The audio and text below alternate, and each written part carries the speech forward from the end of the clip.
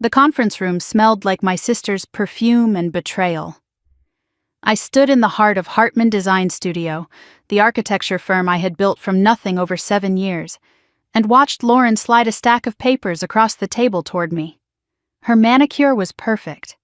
Her smile was colder than the January air outside.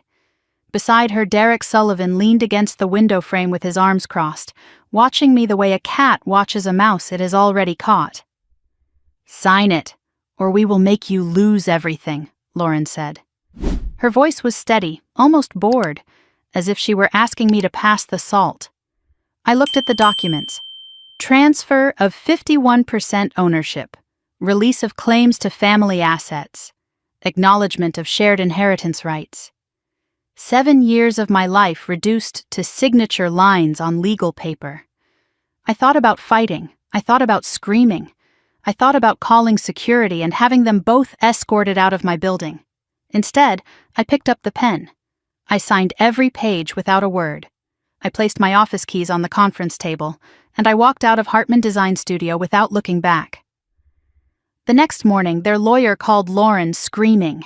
I could hear Victor Reyes through the phone from across the room, his voice cracking with panic. "Do you have any idea what you just let her do to you?" But to understand why my sister's attorney lost his mind over a stack of paperwork, I need to take you back 5 years, to the day our mother's will was read, and I first realized that the person I had spent my whole life protecting had become someone I did not recognize. My name is Melissa Hartman. I am 34 years old, and I am the founder of Hartman Design Studio, one of the most respected boutique architecture firms in Denver, Colorado. I started this company 7 years ago with $12,000 in savings, a laptop that overheated if I used it for more than 3 hours, and a stubbornness that my mother used to call my greatest gift and my biggest flaw. When I opened those doors for the first time, I had 1 client, 0 employees, and a dream that most people told me was impractical. A woman starting an architecture firm alone in a male-dominated industry. A woman who had never run a business, never managed employees, never negotiated a commercial contract. Everyone said I would fail within a year. They were wrong. Now I employ 15 architects, designers, and support staff. We have completed over 40 commercial projects across Colorado. Our work has been featured in regional magazines and industry publications. I built this with my own hands, my own vision, my own sleepless nights and skipped vacations and relationships that withered because I was always at the office. I live alone in a loft apartment in lower downtown Denver, never married, no children. My mother used to joke that I was married to my blueprints, and she was not entirely wrong. I spent my 20s building a career while my friends were building families, and I made peace with that choice a long time ago. I grew up in a middle-class family where hard work was the only currency that mattered. My father was a construction foreman who taught me to read architectural plans before I could read chapter books. My mother was a high school art teacher who believed that creativity and discipline were not opposites but partners. They raised me to believe that effort was the only path to freedom, that nobody was going to hand me anything, and that the only person I could truly rely on was myself. They also raised me to believe in family, to protect the people I loved no matter what, to sacrifice for those who shared my blood even when they did not deserve it. That last lesson almost cost me everything. I thought I understood sacrifice. I thought I knew what it meant to give everything for something you believe in, but I had no idea that the person who would demand the most from me would not be a client, a competitor, or even myself. It would be my own sister. Lauren Hartman was born 4 years after me, and from the moment she arrived, she was the sun around which our family orbited. She was beautiful in a way that made people stop and stare, charming in a way that made strangers feel like old friends. She could sing, paint, tell a joke that would make our father laugh until he cried. Teachers adored her, boys chased her, doors opened wherever she walked. I was the responsible one. Lauren was the special one. I worked summers at a local diner to save money for college. Lauren got a car for her 16th birthday. I graduated with honors, worked 2 jobs, paid my own tuition. Lauren dropped out of college sophomore year because she wanted to find herself. I built a business from nothing. Lauren bounced between passion projects that never materialized into anything real. After dropping out, Lauren moved to Las Vegas for what she called a fresh start.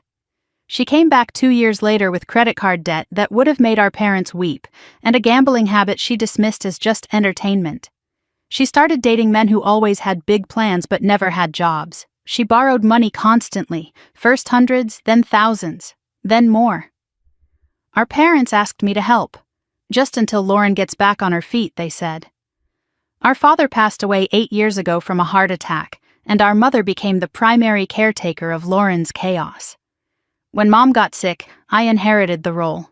I used to think Lauren's problems were bad luck, wrong timing, difficult circumstances. It took me 5 years and $200,000 to realize the truth. Lauren's problems were not things that happened to her.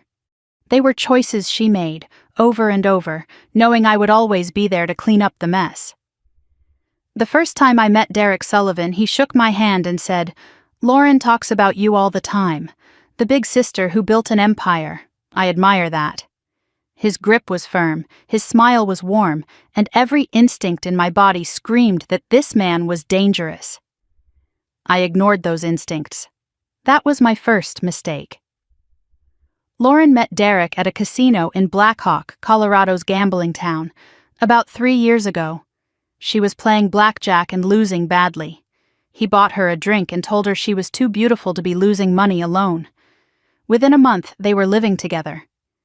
Derek was 41 years old, silver-haired, well-dressed, and spoke like a man who had never doubted himself in his life. He called himself an entrepreneur and investor, though he could never quite explain what he actually did.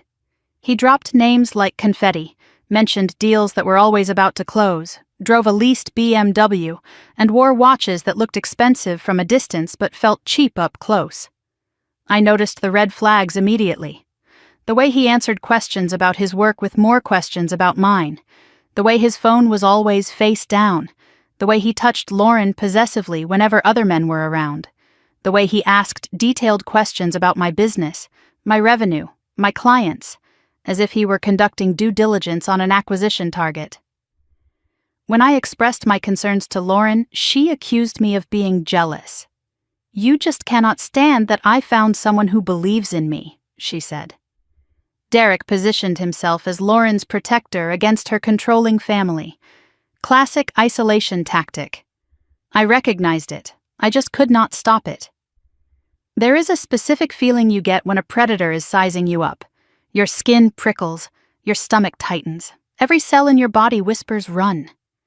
I felt that feeling every time Derek was in the room, and I convinced myself I was being paranoid, overprotective big sister syndrome. I was wrong.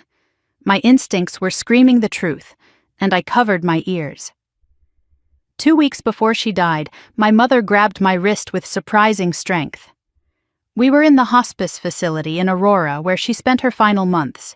She had been diagnosed with stage 4 pancreatic cancer a year earlier. The doctors gave her 6 to 8 months. She lasted 11. She always was stubborn. Her eyes were clearer than they had been in days. "The desk drawer," she whispered, "in my bedroom. There is a letter. Do not open it until you need to." I asked her what that meant. When would I need to? She closed her eyes and said, "You will know when." I never got the chance to ask her again. During those final weeks, my mother asked strange questions. How is the company structured? Who else has access to your accounts? Do you have everything in writing? I thought it was the medication making her paranoid. I did not realize she was trying to warn me. She was trying to build a fortress around everything I had built because she knew a siege was coming. Her last words to me were simple. Protect what matters. Not things. Truth. She squeezed my hand once, then let go. She died at 3 a.m. on a Tuesday in March. I was holding her hand. Lauren was not there. She said she would come in the morning. My mother left me 3 things that meant everything. Her grandmother's original watercolor paintings, created over 50 years of quiet artistry. Her grandfather's Patek Philippe watch, a family heirloom since 1942. and a handwritten letter I was told not to open until I needed to. I kept the watch in my bedroom safe, the paintings hung in my apartment, and the letter stayed in my nightstand, a reminder of a promise I did not yet understand. 1 week after the funeral, we gathered in the law office of Patterson and Associates to read my mother's will. The attorney, James Patterson, had known our family for years. He looked uncomfortable from the moment Lauren walked in with Derek at her side. Derek had no legal standing to be there, but Lauren threatened not to come if he could not. Patterson allowed it, though he noted his objection for the record. The will was straightforward at first. The family home, valued at approximately $800,000, would be held in trust. Savings and investments totaling about $200,000 would be divided equally. Personal property would be distributed according to an attached inventory. Then came the provision that changed everything. Patterson cleared his throat. "There is an additional clause regarding the distribution to Lauren Hartman," he said. "Lauren's share of all assets would be held in a trust managed by me. She could access funds for reasonable living expenses with my approval, but full distribution would only occur after 5 years, and only if Lauren could demonstrate financial stability and independence from third-party influence. If Lauren contested the will, her share would revert entirely to me." Silence. Complete silence for 10 seconds. Then Lauren exploded. "What the hell is this?" She turned to me, her face twisted with fury. "You did this. You manipulated her. She was dying. She was on drugs. She did not know what she was signing." I watched Derek place a hand on Lauren's arm. She immediately went quiet. He leaned over and whispered something in her ear. And I watched my sister's rage transform into something colder, something patient, something calculating. I saw the exact moment her strategy changed. The screaming stopped. Her shoulders relaxed. She looked at me with an expression I had only seen on predators in nature documentaries. Patient. Certain of the kill. Whatever Derek told her, it was not comfort. It was a battle plan. Lauren stood and gathered her purse. "I understand," she said, her voice now controlled, almost pleasant. "Mom was sick. She was confused. Melissa was here every day, filling her head with lies about me. This will not stand. I will contest it." At the door, she turned back. "You think you have won something, Melissa, but you forgot one thing. I am still her daughter, and daughters have rights." She walked out. Derek followed with a polite nod to the attorney, and I sat alone in that conference room, holding my mother's will, realizing that the woman who had just threatened me was no longer the sister I grew up with. After they left, Patterson told me something that haunted me for years. "Your mother was very specific about this arrangement," he said. "She came to me 8 months ago, before the diagnosis got bad. She was lucid. She was determined. She said, and I quote, 'Lauren is not capable of protecting herself from certain people. Melissa is the only one I trust.' 1 week after the will reading, my phone rang at 2 a.m. Lauren's voice was slurred but sharp. "I need $20,000, she said. "By Monday. It is an emergency." I was tired. I had heard this before. But something in her voice was different. Not desperate, calculating. I asked what it was for. She hesitated, then said, "Derek has an opportunity. A sure thing. But we need capital now." I told her I could not just hand over that kind of money without understanding why. Her voice turned cold. "Fine," she said. "Then I guess I will have to find another way to get what Mom owed me."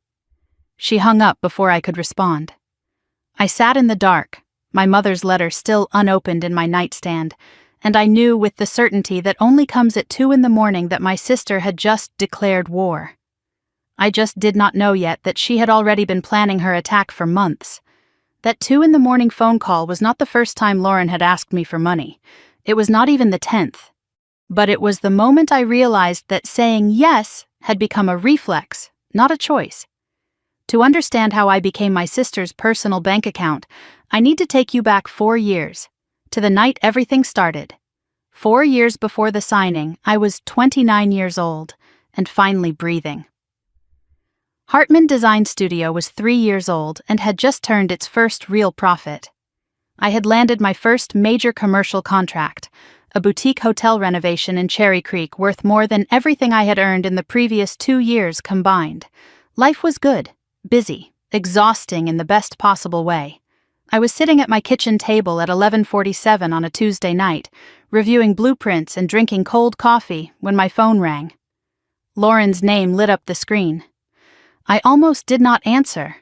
I had a presentation in the morning and needed sleep more than I needed another conversation about her latest drama. But she was my sister. So I picked up. Her voice was shaky. She had been crying. "Melissa, I messed up. I really messed up this time."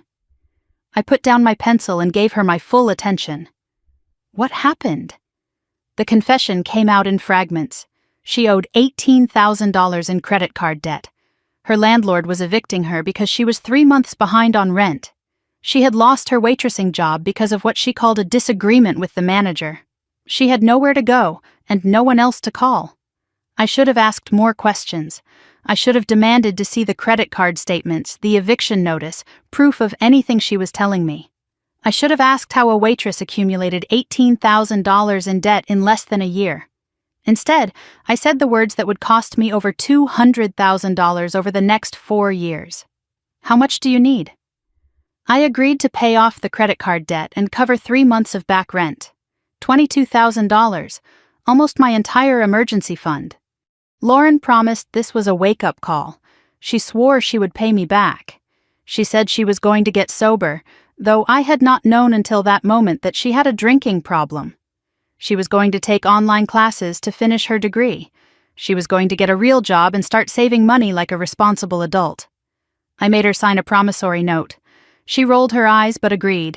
I set up a budget spreadsheet for her to follow. I offered to help her find a job through my professional network. I did everything a responsible older sister would do to help her sibling get back on her feet. Week 1, Lauren was grateful. She texted me daily with updates about job applications and apartment hunting. Week 2, the texts slowed down. Week 3, she missed our scheduled check-in call. Week 4, I discovered she had never enrolled in the online classes she promised to take. When I confronted her, she said she needed time to decompress before starting school. She had found a part-time job at a boutique, just temporary, while she figured things out. She was doing better. She just needed space. I wanted to believe her. I needed to believe her, because if Lauren was lying, it meant I had just spent $22,000 buying myself a temporary illusion of peace. And I was not ready to admit that my sister had learned how to use my love as a credit line. 3 months after the first rescue, Lauren called me with news. Her voice was different this time, excited, hopeful, almost giddy. "Melissa, I met someone. He is amazing. You have to meet him." I agreed to dinner, cautiously optimistic that maybe this was the change Lauren needed. A stable relationship, someone to ground her, someone to help her become the person I still believed she could be. The restaurant was upscale, a place in lower downtown that I had always wanted to try but could never justify the expense. Derek Sullivan had insisted on paying, Lauren told me as we waited for him to arrive. He wanted to make a good impression. He walked in wearing a charcoal suit with silver cufflinks, the kind of man who knew exactly how good he looked and expected everyone else to notice. 41 years old, salt and pepper hair, a tan that came from golf courses rather than outdoor labor. His handshake was firm. His eye contact was direct. His smile was practiced to perfection. "Lauren talks about you all the time," he said, settling into his chair like he owned the place. The big sister who built an empire from nothing. I have tremendous respect for entrepreneurs. It takes a certain kind of person to bet everything on themselves. I asked him what he did for a living. He said he was an entrepreneur and investor, specializing in emerging opportunities. I asked what kind of opportunities. He talked for 5 minutes without actually answering the question. He mentioned deals that were about to close, partners who were household names in certain circles, projects that would revolutionize industries I had never heard of. He ordered the most expensive wine on the menu without looking at the price. He asked detailed questions about my business. How many employees did I have? What was my annual revenue? Who were my major clients?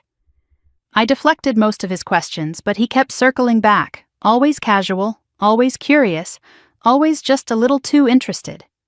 I watched him touch Lauren throughout dinner, his hand on her back, his arm around her shoulder, his fingers brushing her wrist when she spoke. The touches were possessive, not affectionate. He was marking territory, not showing love. There is a specific feeling you get when a predator is sizing you up. Your skin prickles, your stomach tightens. Every cell in your body whispers, "Run." I felt that feeling the entire dinner, and I convinced myself I was being paranoid. Protective big sister syndrome, I told myself. Jealousy that Lauren found someone before I did. I was wrong. My instincts were screaming the truth, and I covered my ears. That night, I could not sleep. Something about Derek did not add up.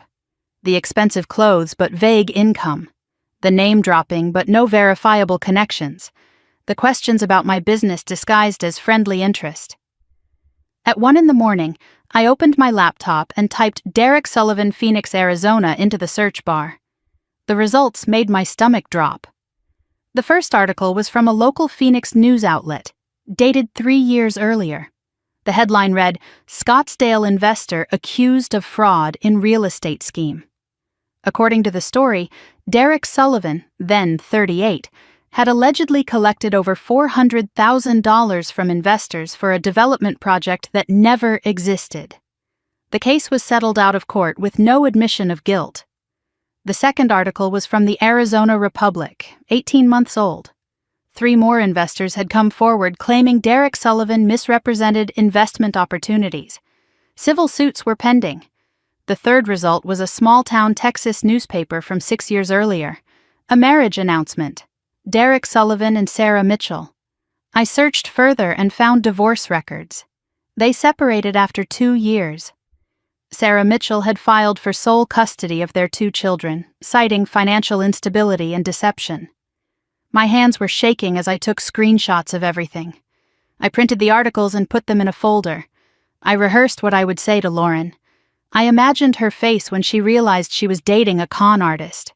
I was so certain that the truth would set her free. I had no idea that my sister already knew exactly who Derek Sullivan was, and she did not care. The next day, I invited Lauren to coffee. Just the 2 of us, no Derek. I brought the folder of printouts. She arrived late, glowing, talking about how wonderful Derek was, how he understood her in ways no one else ever had, how he believed in her potential. I slid the articles across the table. "Lauren, I need you to look at these." She glanced at the headlines, then pushed the papers back toward me. "I know." I stared at her. "You know? Derek told me everything." Those were misunderstandings.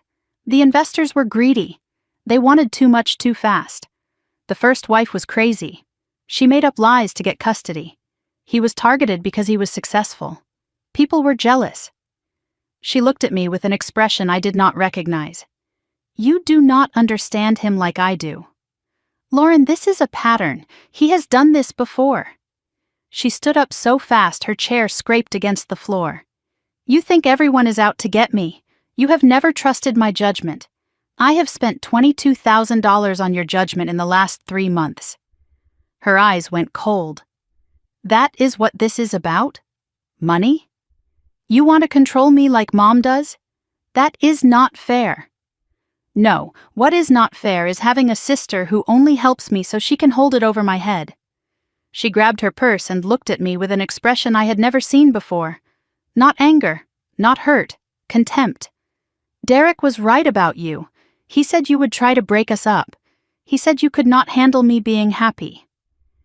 She walked out, and I sat alone with my coffee growing cold, realizing that I had just watched my sister choose a con man over her own family. And there was nothing I could do to stop her. Over the next 12 months, the pattern established itself. Lauren would cut contact for weeks after every disagreement. Then the calls would start again. Always about money. Derek's investment opportunity needed seed capital. $8,000. Lauren's car broke down and she needed repairs. $3,000. Derek's ex-wife was harassing them and they needed a lawyer. $5,000. The rent was late again. $2,000. Derek had a sure thing but needed cash immediately, $15,000. I kept saying yes. I told myself I was protecting Lauren, keeping her safe, maintaining a connection so I could be there when she finally woke up. But the truth was simpler and uglier. I was afraid of losing my sister entirely, afraid of what would happen if I said no, afraid that cutting her off would mean admitting she was already gone. I started keeping a spreadsheet tracking every dollar I gave her. Month 1, $4,000. Month 3, $7,000. Month 6, $12,000. By the end of the first year, the total was $45,000. More than I had spent on my first car, more than I had saved for retirement. Money I could have used to grow my business, to hire help, to finally take a vacation. But I did not track the other costs. The sleepless nights, the anxiety every time my phone rang, the way I flinched when I saw Lauren's name on the caller ID, the growing resentment I could not admit to myself. I passed on a conference in New York because I could not afford it after Lauren's latest emergency. I delayed hiring a project manager because the money went to Derek's lawyer. I worked longer hours to compensate for the financial drain, burning out slowly while my sister spent my money on casino trips and designer clothes. I kept that spreadsheet hidden in a folder labeled Tax Documents because I was ashamed. Ashamed that I kept giving. Ashamed that I could not say no. Ashamed that every time I swore this was the last time, I would hear Lauren's voice break and my resolve would crumble. $45,000 in 1 year. That is how much it costs to learn that helping someone who does not want to change is not generosity. It is complicity. 1 year after the pattern began, my phone rang on a Tuesday afternoon. I was in a client meeting, reviewing plans for a retail renovation, when my mother's number appeared on the screen. She called twice in rapid succession. That was our emergency signal. I excused myself and answered in the hallway. Her voice was strange, too calm, too controlled. "Melissa, I am at St. Joseph's Hospital. I need you to come." I raced across town, my mind cycling through worst-case scenarios. A fall, a stroke, a car accident. When I arrived, I found her in a private room, still in her street clothes, not in a hospital gown.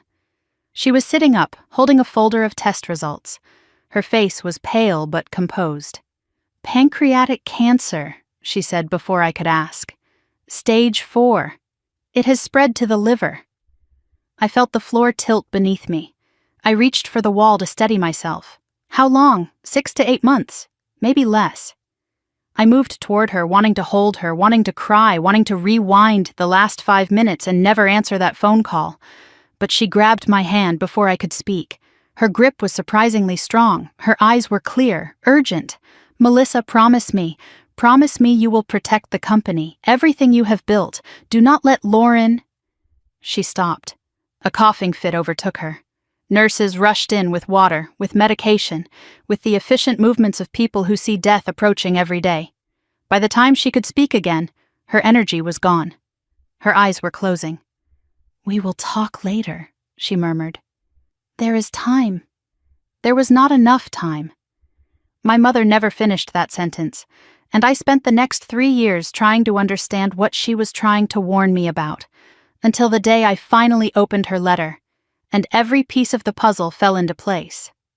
My mother lived 11 months after that diagnosis. The doctors gave her 6 to 8. She always was stubborn. But those 11 months changed everything, not because of what she said, but because of what she tried to tell me and never could. The hospice facility in Aurora became my second home. I visited every day after work, sometimes staying until midnight, sometimes falling asleep in the chair beside her bed. I would read to her from the mystery novels she loved. I would hold her hand and talk about my projects at work. I would pretend that each visit was not 1 day closer to the last. During those final weeks, my mother asked strange questions. Questions that seemed out of character for a woman who had never shown much interest in business or finance. "How is the company structured, Melissa? Who else has access to the accounts? Do you have everything in writing? Are there partners who could make decisions without you?" I thought the medication was making her paranoid. I answered patiently, explaining that Hartman Design Studio was solely mine, that I had complete control, that everything was documented properly. She would nod, but I could see the worry behind her eyes. She was thinking about something she could not bring herself to say. Lauren visited twice a month. She would breeze in for 30 minutes, talk about herself, complain about her problems, ask questions about the house and the money. "When will you sell the house, Mom? What happens to your savings when you are gone? Do you have a will?" Every time Lauren asked about finances, something closed behind my mother's eyes. A door shutting, a wall going up. 2 weeks before she died, my mother grabbed my wrist with surprising strength. I was sitting beside her bed, reading aloud from an Agatha Christie novel, when her hand shot out and gripped me so hard I gasped. Her eyes were clearer than they had been in days, lucid, urgent, afraid. "The desk drawer," she whispered. "In my bedroom. There is a letter. Do not open it until you need to." I asked when that would be. How would I know when I needed it? "You will know," she said. "When everything seems lost, you will know." I wanted to ask more. I wanted to understand what she was trying to tell me, but a coughing fit overtook her, and by the time the nurses finished adjusting her medication, she was asleep. I never got the chance to ask her again. She died at 3 a.m. on a Tuesday in March. I was holding her hand. The hospice nurse, a kind woman named Maria who had cared for my mother with genuine compassion, stood quietly in the corner. The room was peaceful. The machines had been silenced. Outside the window, the first light of dawn was beginning to color the mountains pink and gold. Her last words to me had been simple. "Protect what matters, not things, truth." I called Lauren at 3:20. She did not answer. I left a voicemail. "Mom is gone. Please come." She called back at 7. "I was asleep," she said. Derek and I had a late night. I handled the funeral arrangements alone. The venue, the flowers, the obituary, the casket. Lauren showed up to the planning meeting with opinions but no money. She wanted the most expensive casket, the largest flower arrangements, the most elaborate service. When I mentioned the cost, she looked at me like I had insulted her. "Mom would have wanted the best. You can afford it." The service was small. My mother's colleagues from the high school where she had taught art for 30 years. Neighbors, old friends, a few relatives from out of state who barely remembered her. Derek attended in a black suit that looked brand new, the tags probably still in his pocket. He shook hands, accepted condolences, played the role of devoted son-in-law with practiced ease. Lauren cried dramatically during the service. She accepted sympathy as if she had been the primary mourner, as if she had not spent her mother's final months chasing casino jackpots with her con artist boyfriend. I stood in the corner, numb, watching my sister perform grief for an audience while I held mine inside where no one could see it. At the reception, Derek approached me with a plate of food I had not asked for. His smile was warm. His voice was soft. His eyes were calculating. "Melissa, I know this is difficult, but Lauren and I have been talking. We should probably discuss the estate sooner rather than later, for closure." My mother's body was not yet in the ground, and he was already calculating his share. 1 week after the funeral, we gathered in the law office of Patterson and Associates to read my mother's will. James Patterson had been our family attorney for 15 years. He had helped my parents buy their house, had drafted their wills when I was still in college, had watched Lauren and me grow from children to women. He looked uncomfortable from the moment we walked in. Lauren had insisted that Derek attend. She threatened not to come without him. Patterson allowed it, but noted for the record that Derek Sullivan had no legal standing in estate matters. The conference room felt too small with the 4 of us inside. Patterson sat at the head of the table, a thick folder in front of him. Lauren and Derek sat on one side. I sat alone on the other. The empty chair at the end seemed to hold my mother's ghost. Patterson cleared his throat and began reading. Eleanor Hartman's estate consisted of the family home, valued at approximately $800,000, savings and investments totaling approximately $200,000, personal property including furniture, artwork, jewelry, and family heirlooms, and a life insurance policy worth $100,000. The life insurance named me as sole beneficiary. Lauren's eyebrows rose, but she said nothing. The standard distribution was straightforward. The house would be sold and proceeds divided equally. Savings would be divided equally after estate expenses. Personal property would be distributed according to an attached inventory. Then Patterson reached the provision that changed everything. "There is an additional clause regarding the distribution to Lauren Hartman," he said. His voice was careful, measured, as if he were handling explosives. "Lauren's share of all assets would be held in a trust managed by me for a period of 5 years. She could access funds for reasonable living expenses with my approval, but full distribution would occur only after she demonstrated financial stability and independence from third-party influence. If Lauren contested the will, her entire share would revert to me." Silence. 10 seconds of absolute silence. Then Lauren exploded. "What the hell is this?" She turned to me, her face twisted with fury. "You did this. You manipulated her. She was dying. She was on drugs. She did not know what she was signing." Derek reached over and placed a hand on Lauren's arm. The touch was light, but its effect was immediate. She went quiet. He leaned close and whispered something in her ear, and I watched my sister transform. The screaming stopped. Her shoulders relaxed. Her breathing slowed. When she looked at me again, the rage had been replaced by something colder, something patient, something that made me think of predators waiting for the perfect moment to strike. Whatever Derek told her, it was not comfort. It was a battle plan. Lauren stood, gathering her purse with deliberate calm. "I understand," she said. Her voice was eerily pleasant. "Mom was sick. She was confused. Melissa was here every day, filling her head with lies about me." She paused at the door. "This will not stand. I will contest it." Patterson reminded her of the no contest clause. Lauren smiled. A lawyer's smile. Derek's smile. "We will see about that." After they left, Patterson looked at me with exhausted eyes. "Your mother was very specific about this arrangement," he said. "She came to me 8 months ago, before the diagnosis got bad. She was lucid. She was determined." He paused, remembering. She said, and I quote, "Lauren is not capable of protecting herself from certain people. Melissa is the only one I trust." I asked if she had said who those certain people were. She did not name names, but she asked me a strange question before she left. He hesitated. She asked if there was any legal way to protect an inheritance from a beneficiary's spouse or future spouse. I told her the trust structure would help. She nodded and said, "Make it ironclad." My younger daughter has terrible taste in men.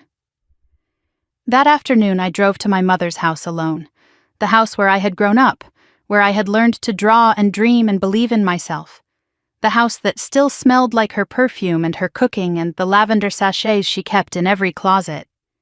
I went to her bedroom, the desk drawer she had mentioned in hospice. Inside I found old photographs, receipts, a folder of tax documents, and one envelope sealed, with "Melissa, when you need it," written in her careful handwriting.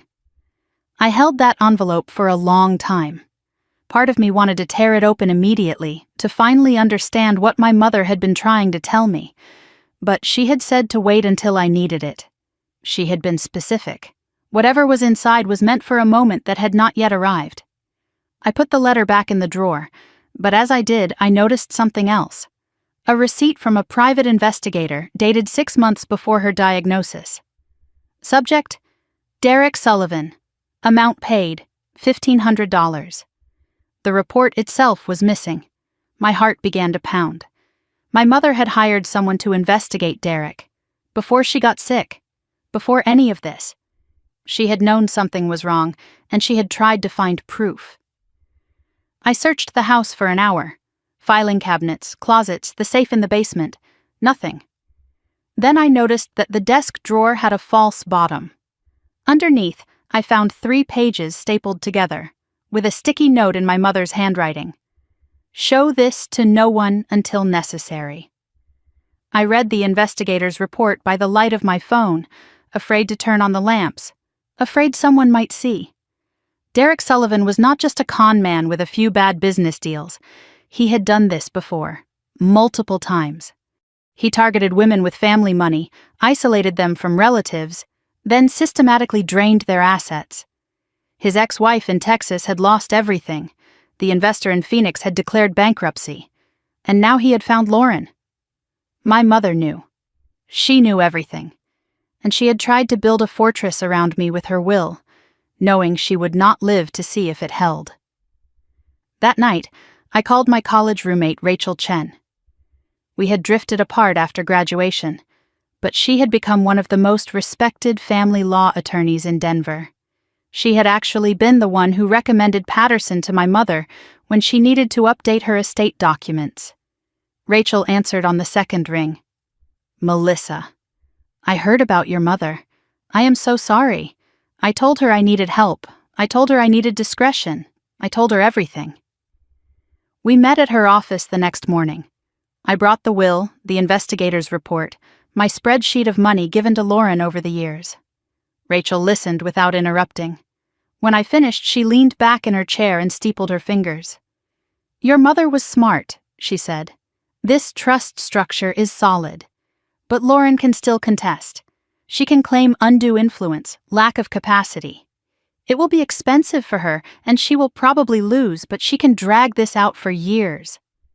"Does she have the money for that kind of fight?" "No," I said. "But Derek might, or he might convince her to find it somehow." Rachel nodded slowly. "Then we need to be prepared. Document everything from now on, every interaction, every request, every threat." She paused. "And Melissa, do not open that letter yet. If your mother said to wait until you need it, she had a reason. That letter might be your last line of defense." She walked me to the door and said something I did not understand at the time. "Your mother did not just write a will, Melissa. She built a trap. The trust, the conditions, the no contest clause. She was not just protecting your inheritance. She was forcing Lauren to make a choice. Accept the terms and get something, or fight and lose everything." Rachel's eyes met mine. "The question is whether Lauren is smart enough to see it, or whether Derek will convince her to walk right into it." 2 weeks after the will reading, I returned to my mother's house to begin cataloging items for the estate inventory. I walked through the rooms I knew so well, photographing furniture and artwork and the small objects that had defined my mother's life. When I reached the living room, I stopped. One of the walls was empty. My grandmother's watercolor of the Rocky Mountains, the painting she had created in 1963, the one that had hung in that exact spot for as long as I could remember, was gone. I searched the entire house. Nothing. I checked the inventory Patterson's office had created 2 weeks earlier. The painting was photographed, documented, present. Now it was gone. I checked the locks, no sign of break-in. But Lauren still had a key. My mother had given it to her years ago for emergencies. I called my sister. "The painting is missing. Grandma's Rocky Mountain watercolor." Long pause. "I do not know what you are talking about." "Lauren, that painting was on the wall 2 weeks ago." "Where is it?" Her voice turned cold. "Maybe Mom gave it to me before she died. Did you ever think of that? Not everything belongs to you, Melissa." The line went dead. I stood in my mother's living room, staring at the empty space on the wall, and I understood something that changed everything. Lauren was not going to contest the will in court. She was going to take what she wanted piece by piece, item by item, until there was nothing left to inherit. The war my mother tried to prevent had already begun. And I was losing before I even knew we were fighting. After I discovered the missing painting, I changed the locks on my mother's house. I documented every item in the estate with photographs and video. I hired a security company to install cameras at the front and back doors. And then I waited. For 3 months, nothing happened.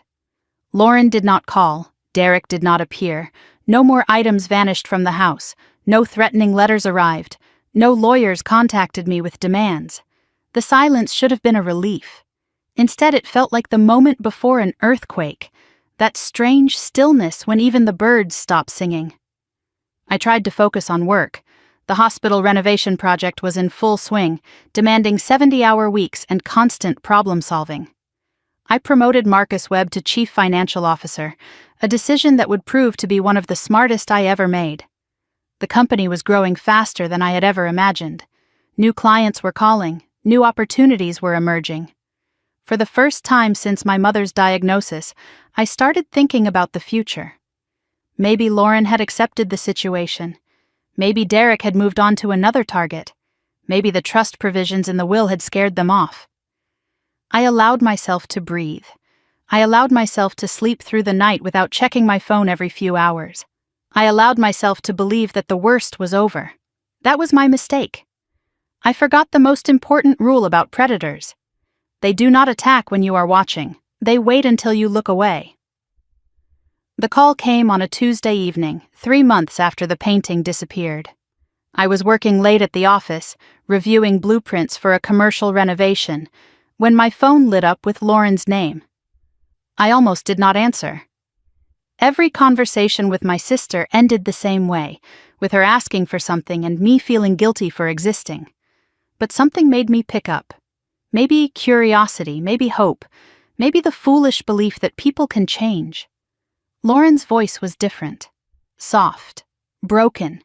The voice of someone who had been crying for hours and had finally run out of tears. "Melissa, I know I do not deserve to call you." She paused, sniffling. "I have been doing a lot of thinking. About Mom. About us. About everything." I waited, saying nothing. "I think I have a problem. A real problem." Her voice cracked. "Derek and I have been fighting. He wants me to do things I do not want to do. Things that scare me." I felt my guard lowering despite myself. "What kind of things?" She did not answer directly. "I need help, Melissa. Real help this time. Not money for bills or rent or Derek's schemes. I want to go to rehab. I want to get clean. I want to start over." I closed my eyes. Every instinct screamed that this was a trap. But Lauren sounded genuinely scared. What if this was real? What if she was finally ready to change? What if I said no and something terrible happened? "There is a treatment center in Aspen," she continued. 60 days. It is supposed to be the best. It costs $35,000. I know that is a lot. I know I have no right to ask. But if I do not go now, I do not know what Derek will make me do. Her voice broke completely. "Please, Melissa, I am begging you, save me." She said, "Save me." Those 2 words broke through every wall I had built. I heard my mother's voice telling me that family takes care of family. I heard my own guilt whispering that maybe I had been too harsh, too protective of money instead of my sister. I heard Lauren crying, and my resolve crumbled. I agreed to pay, but with strict conditions. I would pay the facility directly, not give Lauren cash. I wanted weekly updates from the treatment center. She had to complete the full 60 days or repay the money. Lauren agreed to everything. "Of course, whatever you need." "I just want to get better." She gave me the name of the facility, Aspen Valley Recovery Center. She said she would check in on Friday. I will never forget what she said before hanging up. "Thank you, Melissa. You are saving my life." On Wednesday, I called Aspen Valley Recovery Center to arrange payment. The admissions coordinator was professional and kind, but when I asked about Lauren Hartman's application, there was a long pause. "I am sorry, but we have no record of anyone by that name inquiring about our program." I called Lauren immediately. "They do not have your application." She had an explanation ready. "I was going to apply after I knew you would pay. I did not want to waste their time if it was not going to happen." I insisted on making the reservation myself. I booked a room starting Friday, paid the $35,000 deposit with my credit card, and offered to drive Lauren to Aspen personally. "No," she said quickly. "Derek will take me. It is fine. I do not want to make a scene." Friday came. At 3 in the afternoon, I called the facility to confirm my sister had arrived. "Miss Hartman has not checked in yet." I called Lauren. No answer. I called Derek. Straight to voicemail. 6 o'clock, 7 o'clock, 8 o'clock, nothing. Saturday morning I called Aspen Valley again. The admissions coordinator sounded uncomfortable. "We received a cancellation request yesterday morning. The deposit was refunded to the card on file." I checked my credit card statement. No refund. I checked my email. There was a forwarded confirmation from Aspen Valley, but it had been sent to an address I did not recognize. Someone had accessed my email and redirected the refund to a different account. $35,000. Gone. Not to a treatment center. Not to help my sister recover. The money had been stolen by someone who knew my passwords, my financial information, my trust. I sat at my desk and felt something shift inside me. Not anger, not sadness. Something colder. Something that had been asleep for years was finally waking up. Monday morning, Marcus Webb appeared at my office door. He was 53 years old, a former forensic accountant who had left corporate life to work somewhere that mattered. He had been with Hartman Design Studio since year 2, and he noticed everything. "We need to talk," he said, closing the door behind him. "Something is wrong with the system." He placed a printed report on my desk. 47 failed login attempts to our financial system over the past 2 weeks, all using your personal email as the username. The IP address traces to a residential location in Aurora. My stomach dropped. Aurora was where Lauren and Derek lived. "Someone has been trying to access our bank accounts," Marcus continued. "They know your email but not your password. If they had gotten in, they could have transferred funds, altered records, destroyed everything we have built." I stared at the report. The attempts had stopped 3 days ago, right before Lauren's rehab call. "This was not random," Marcus said. "Someone is probing for weaknesses, testing what they can take. And the timing, right before your sister asked for money, is not a coincidence." I told Marcus everything: the will, the missing painting, the fake rehab, the email hack. It was the first time I had told anyone at work about my family situation. He listened without judgment, his expression growing darker with each revelation. When I finished, he leaned forward with the expression of a man who had seen financial crimes before. "Melissa, I need to ask you something, and I need you to be honest. Is there any chance your sister or her boyfriend could have physical access to your computer? Your phone? Your apartment?" I thought about the spare key I had given Lauren 2 years ago when I traveled for a conference. The key I had never asked her to return. "Yes," I said, "there is." That afternoon I changed every password I had. I enabled 2-factor authentication on every account. I changed the locks on my apartment. And I called Rachel Chen. "You need more than security updates," Rachel said. "You need information. Your mother hired a private investigator before she died. That report gave you a glimpse, but it is 2 years old. You need to know what Derek has been doing since." She recommended an investigator named Samuel Torres, former FBI, now private practice. His office was in a nondescript building downtown, the kind of place you could walk past 1,000 times without noticing. He was 62 years old with a gray beard and eyes that seemed to see through walls. I brought him everything: the old investigator's report, the financial records, the login attempts, the rehab scam. He reviewed it all without expression, occasionally making notes in a leather-bound notebook. 2 weeks later, he called me back to his office. The report he handed me was 15 pages long, single-spaced. Derek Sullivan's real history was worse than I had imagined. 4 civil lawsuits in 3 states: Arizona, Texas, Nevada. 1 suspended sentence for wire fraud in Texas, first offense plea deal. His ex-wife Sarah Mitchell had filed for divorce citing financial abuse and deception. A clear pattern emerged from the documents. He targeted women with family wealth. He isolated them from relatives. He drained their resources systematically. And he had no legitimate income source identified in 18 months. But the last page was what stopped my heart. Torres had created a timeline. Derek Sullivan met Lauren Hartman at Black Hawk Casino 14 months ago. 1 month later, he moved into her apartment. 2 months after that, the first request for money came to me. 3 months after that, my mother hired her own investigator. Torres had highlighted one sentence: Subject appears to select targets based on family financial profiles researched prior to initial contact. Derek had not stumbled upon my sister by accident. He had hunted her, and through her, he was hunting me. Torres had obtained additional evidence during his investigation. Security footage from Black Hawk Casino, from the night Lauren and Derek supposedly met by chance. The footage showed Derek arriving at the casino alone, walking directly to the blackjack tables. But he did not gamble, he watched. For 45 minutes he observed the room, his eyes scanning the players like a hawk searching for prey. When he finally approached Lauren, she had been losing badly for hours. He already knew her name. Torres dug deeper.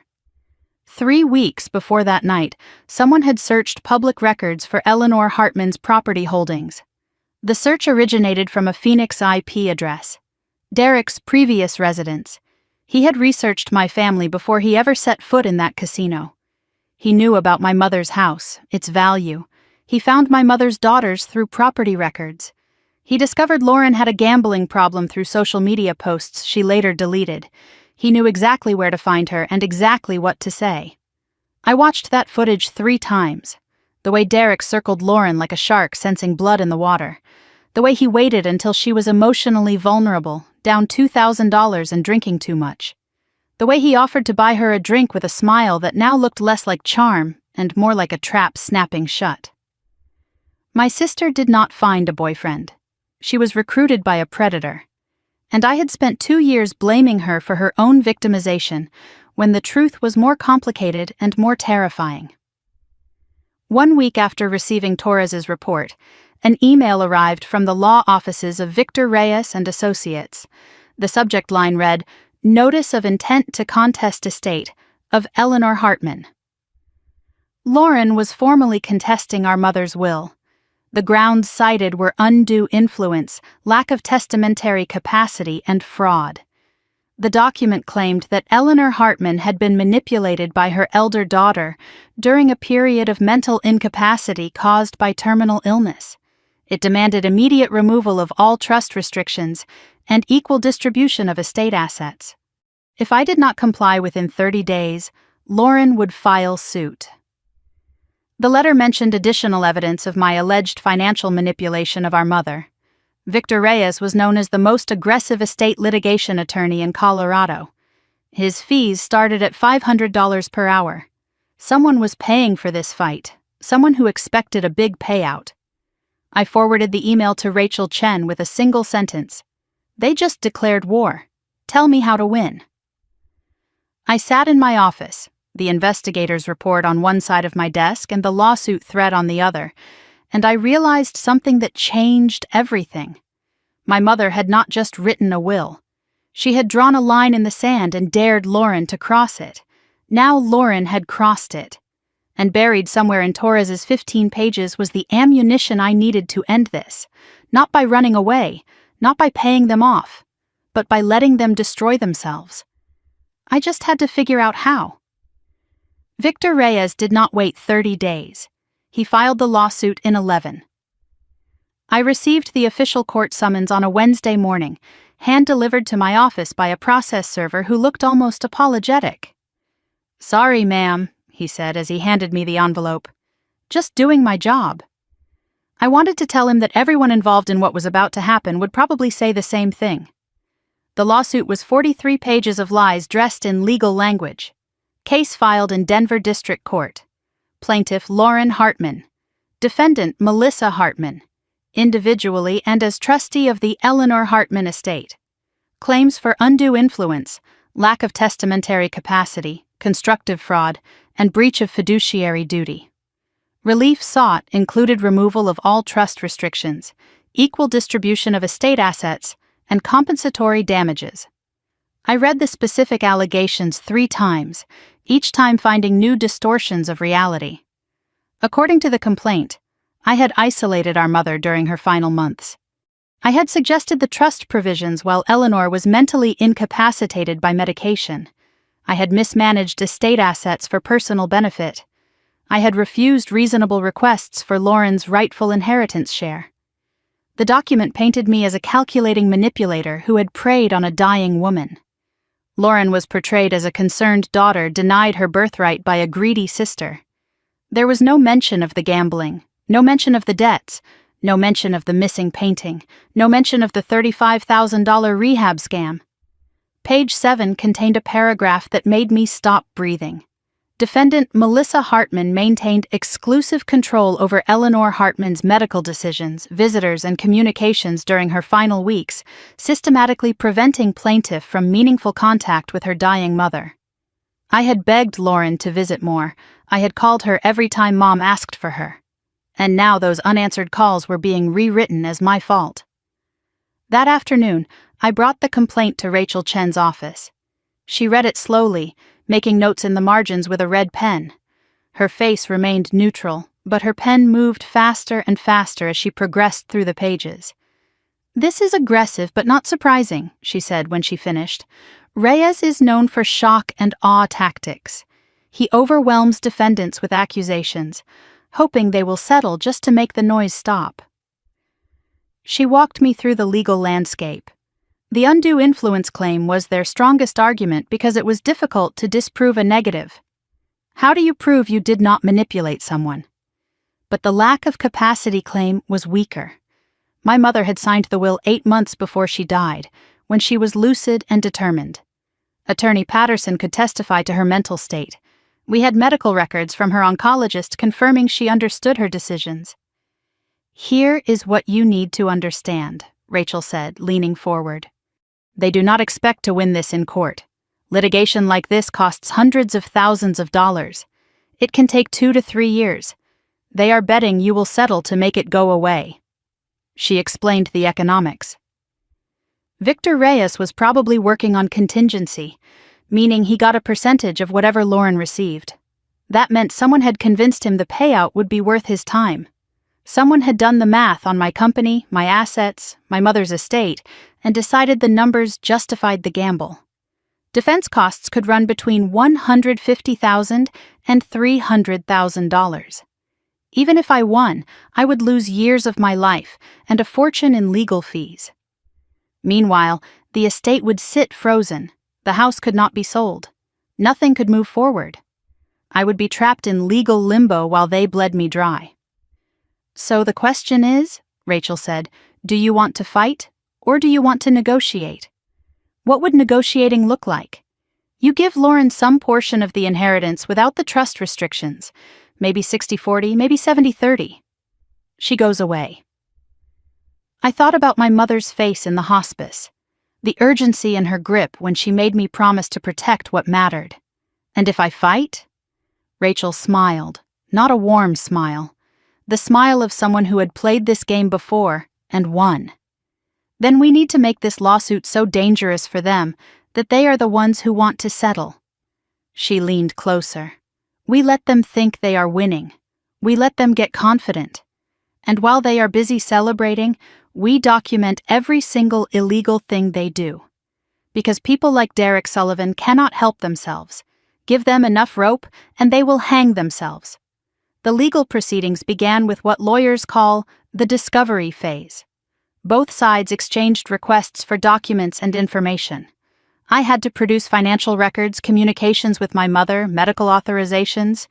Lauren had to produce evidence supporting her claims, communications about the estate, her own financial records.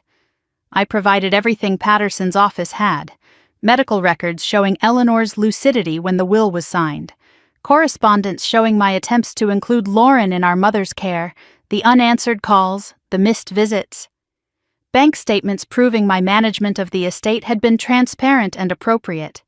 Lauren provided almost nothing. Vague references to witnesses who would testify to Eleanor's confusion. No documentary evidence of undue influence. Financial records that were suspiciously incomplete, with large gaps where casino losses and Derek's failed investments would have appeared. The depositions went badly for their side.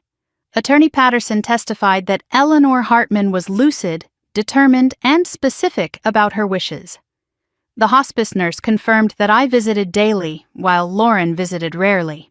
The attending physician confirmed that Eleanor understood her decisions and was not impaired when she signed the will.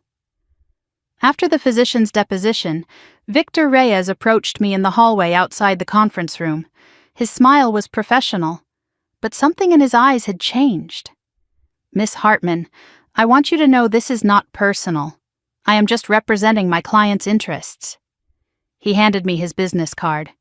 "If you ever want to discuss a resolution, call me directly. Sometimes these things are better handled without all the formality." I took his card and said nothing. But I noticed his hand was shaking. Something had changed.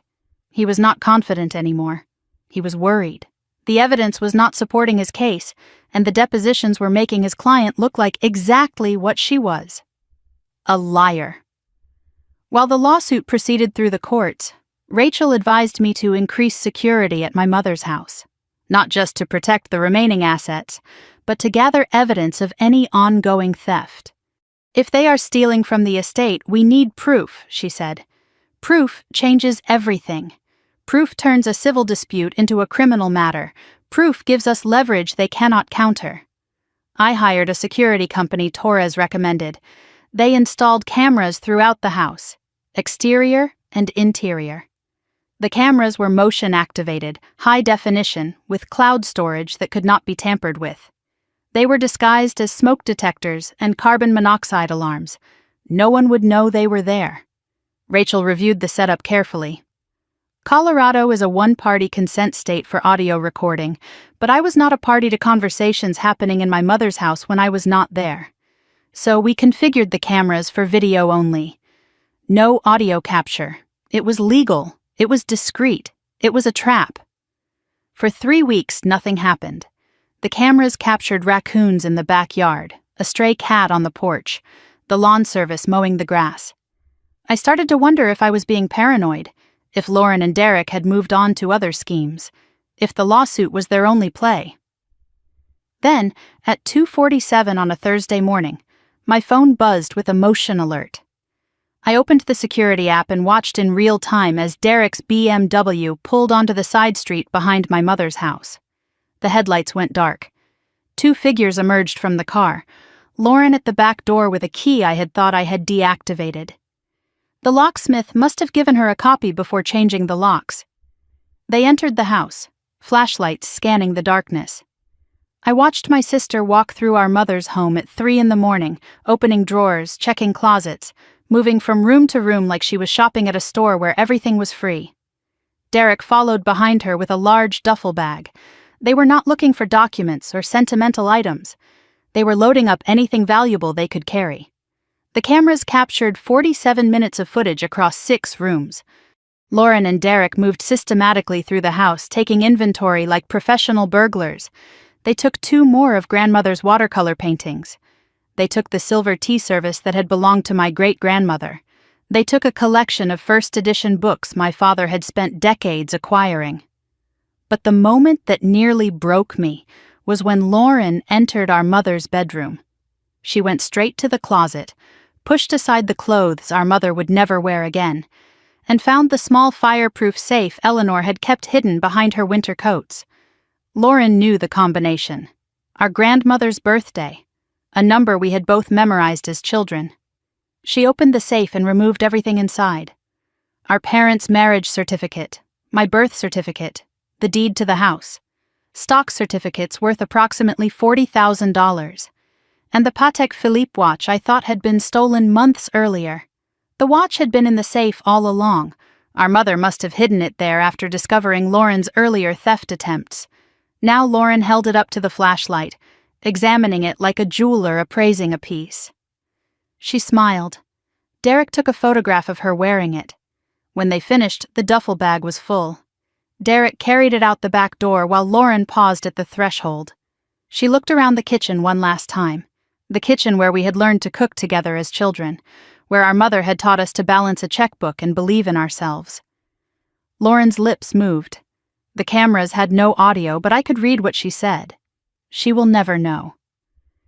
I saved the footage to 3 separate locations: cloud storage, external hard drive, a flash drive that I gave to Rachel the next morning.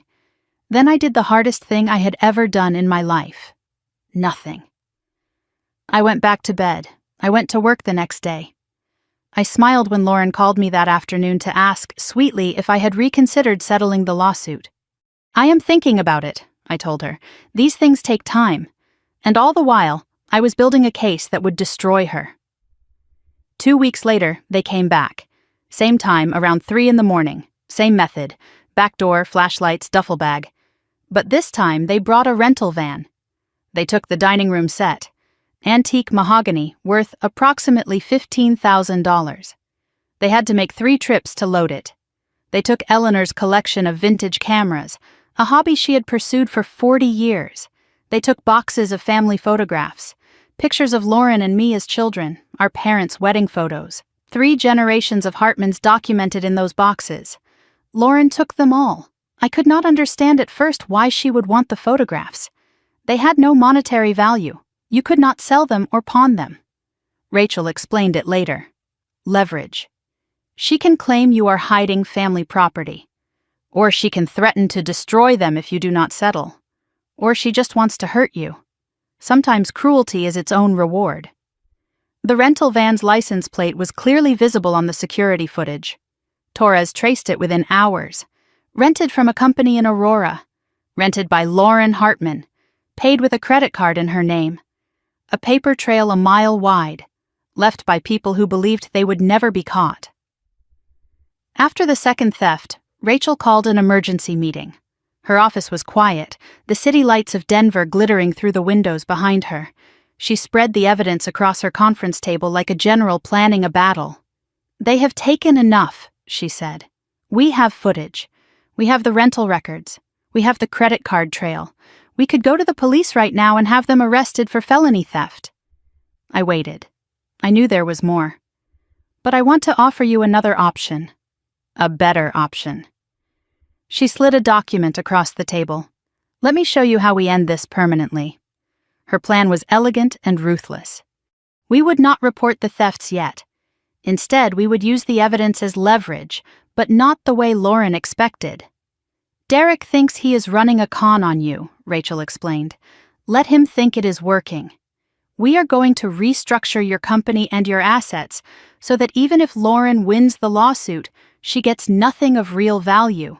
And then we are going to offer them exactly what they want and watch them incriminate themselves taking it." She outlined the legal architecture.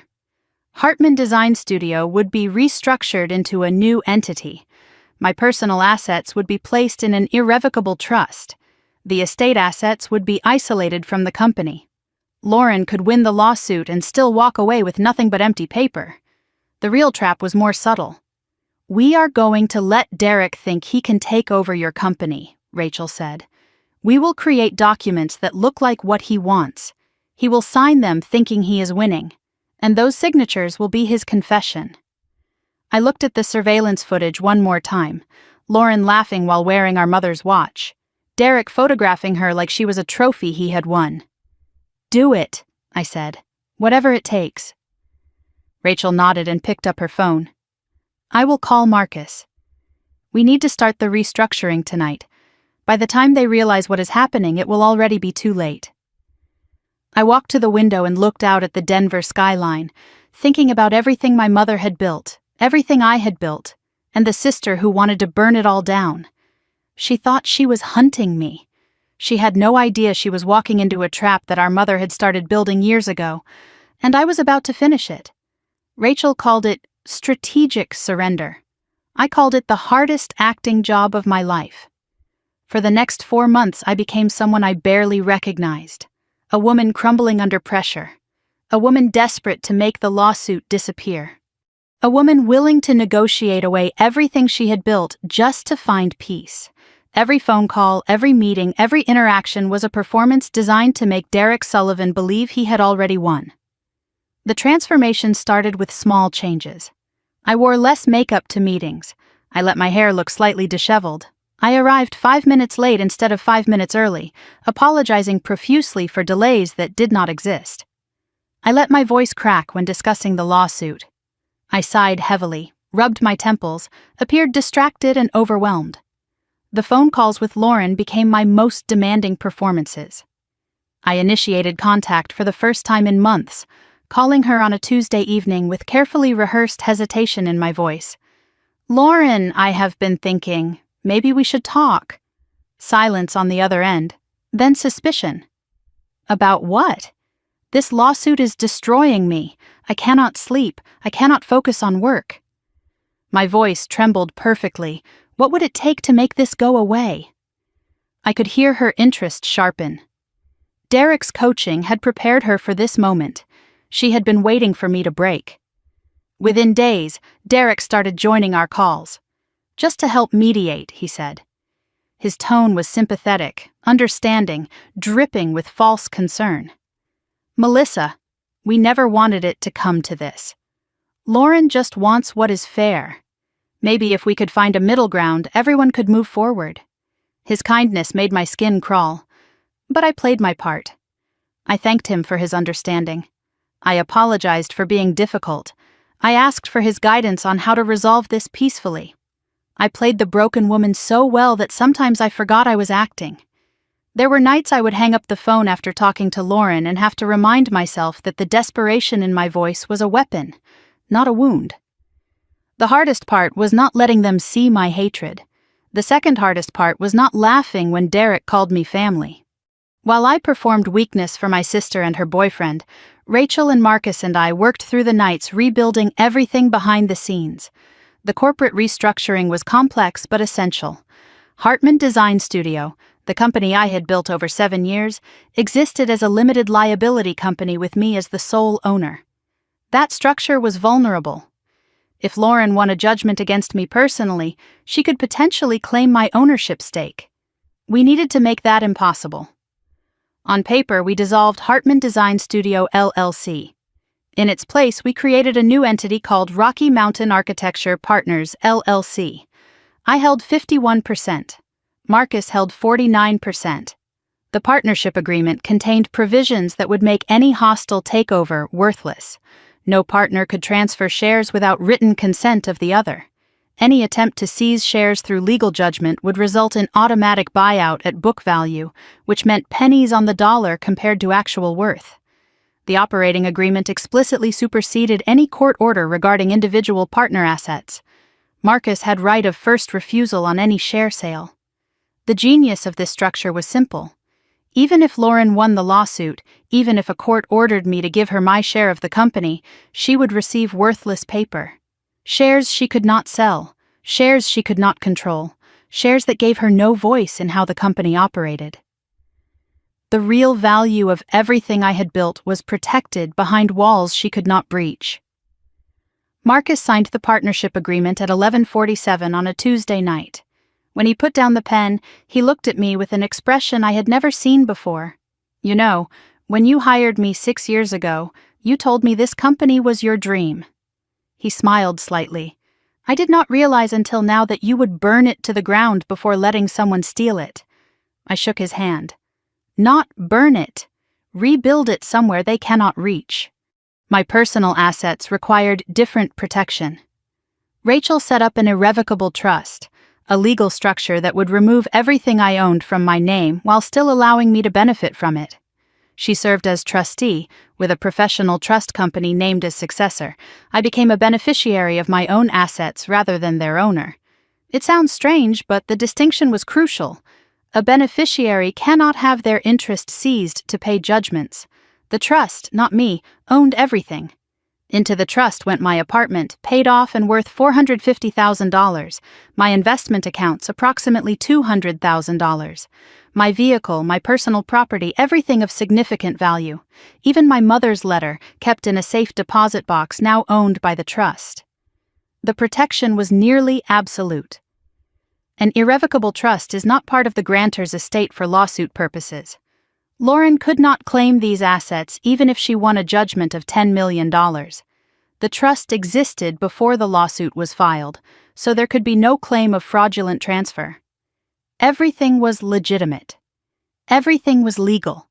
Everything was designed to leave my sister holding an empty bag. Rachel handed me a folder containing the documentation of my new financial life. "Congratulations," she said with a slight smile. "On paper, you are now worth approximately $12,000.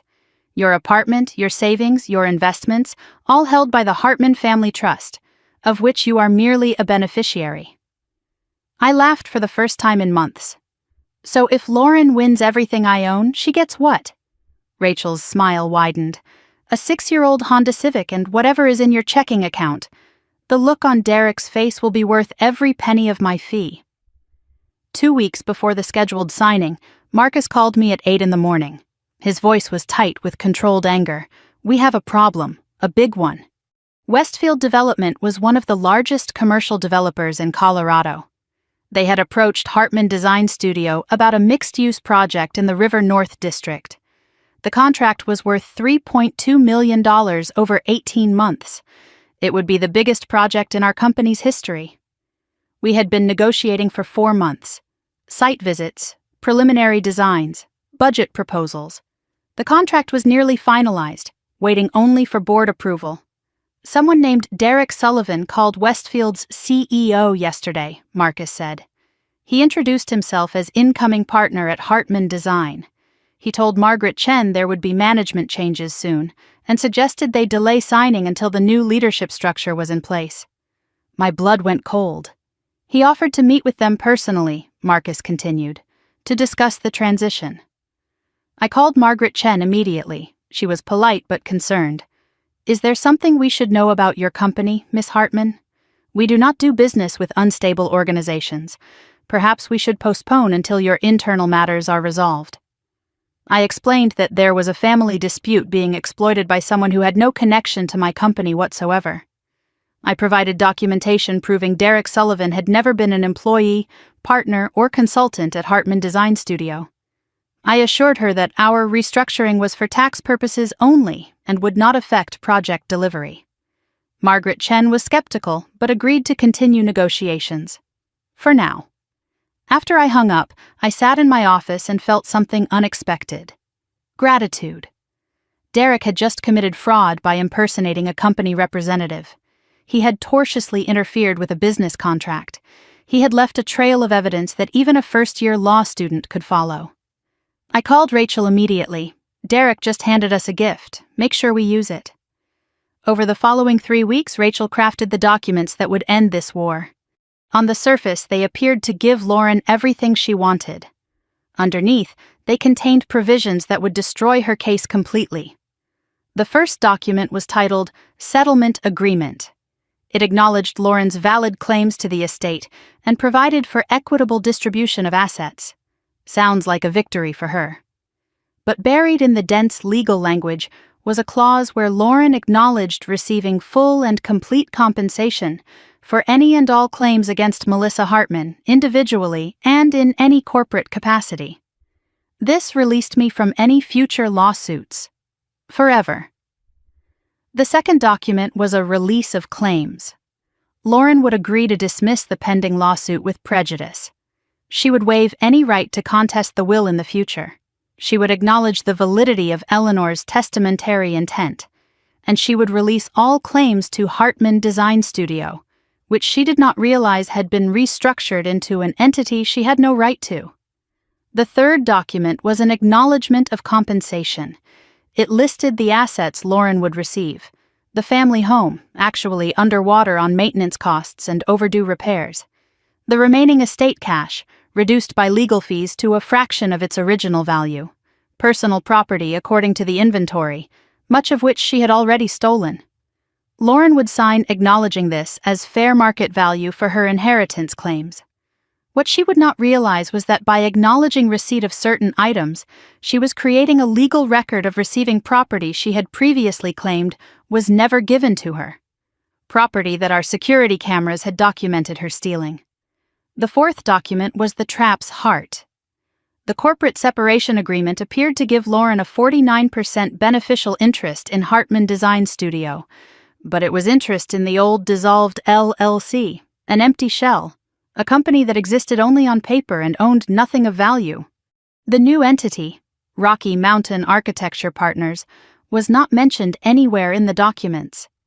Rachel spread the paperwork across her conference table like a general displaying a battle map. Every paragraph is designed to look like a victory for them. Every clause is actually a concession from them." She pointed to the signature lines at the bottom of each page. "The moment Derek and Lauren sign these, they will have admitted to receiving the estate assets, released all claims to your business, and locked themselves into an agreement they cannot escape."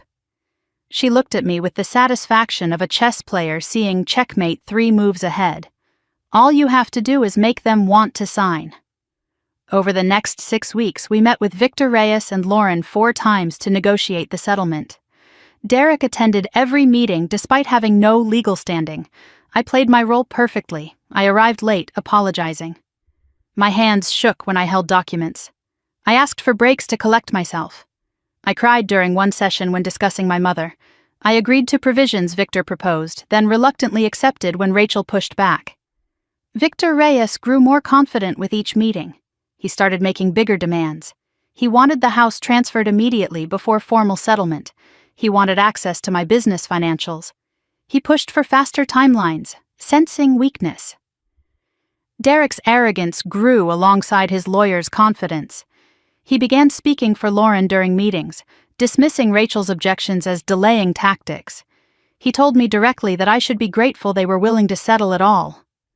At our 4th negotiation session, Derek leaned across the table and said something that made me want to reach across and break his teeth. "You know, Melissa, this could have been avoided if you had just shared with your sister from the beginning, instead of hoarding everything like your mother taught you." I let my eyes fill with tears. I let my voice break. "You are right," I whispered. "I should have been more generous." Under the table, my hands were clenched so tight my nails drew blood. But above the table, I was the picture of defeat. And Derek bought every second of it. The call came on a Thursday evening. Derek, not Lauren. He wanted to bypass the lawyers. "I think we should have one final meeting," he said. "Just family, no attorneys, no formality, just you, Lauren, and me." I asked where he had in mind. "Your office? Your conference room?" He paused for effect. "I want Lauren to see what she is inheriting." The subtext was clear. He wanted to gloat. He wanted to watch me surrender in the space I had built. He wanted to claim victory on my territory. Lauren took the phone.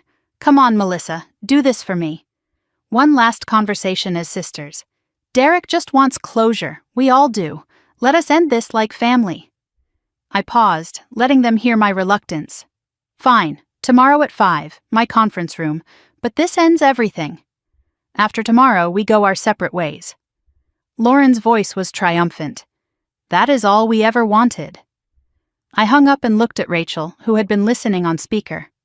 "They want to do it at my office. They want to watch me lose in the building I built." Rachel nodded slowly. "Good. That is exactly where we want them." She picked up her briefcase. "I will have the documents ready by 4 tomorrow. Make sure Marcus is there discreetly." "And Melissa?" She paused at the door. "Enjoy your last night of pretending to be weak. Tomorrow, you get to be yourself again." The morning of the meeting, I arrived at the office 3 hours early. I walked through every room of Hartman Design Studio, touching the walls I had painted myself during the first renovation, the desks where my team created blueprints that became buildings, the windows that looked out over downtown Denver. I was saying goodbye to something, though not in the way Lauren and Derek imagined.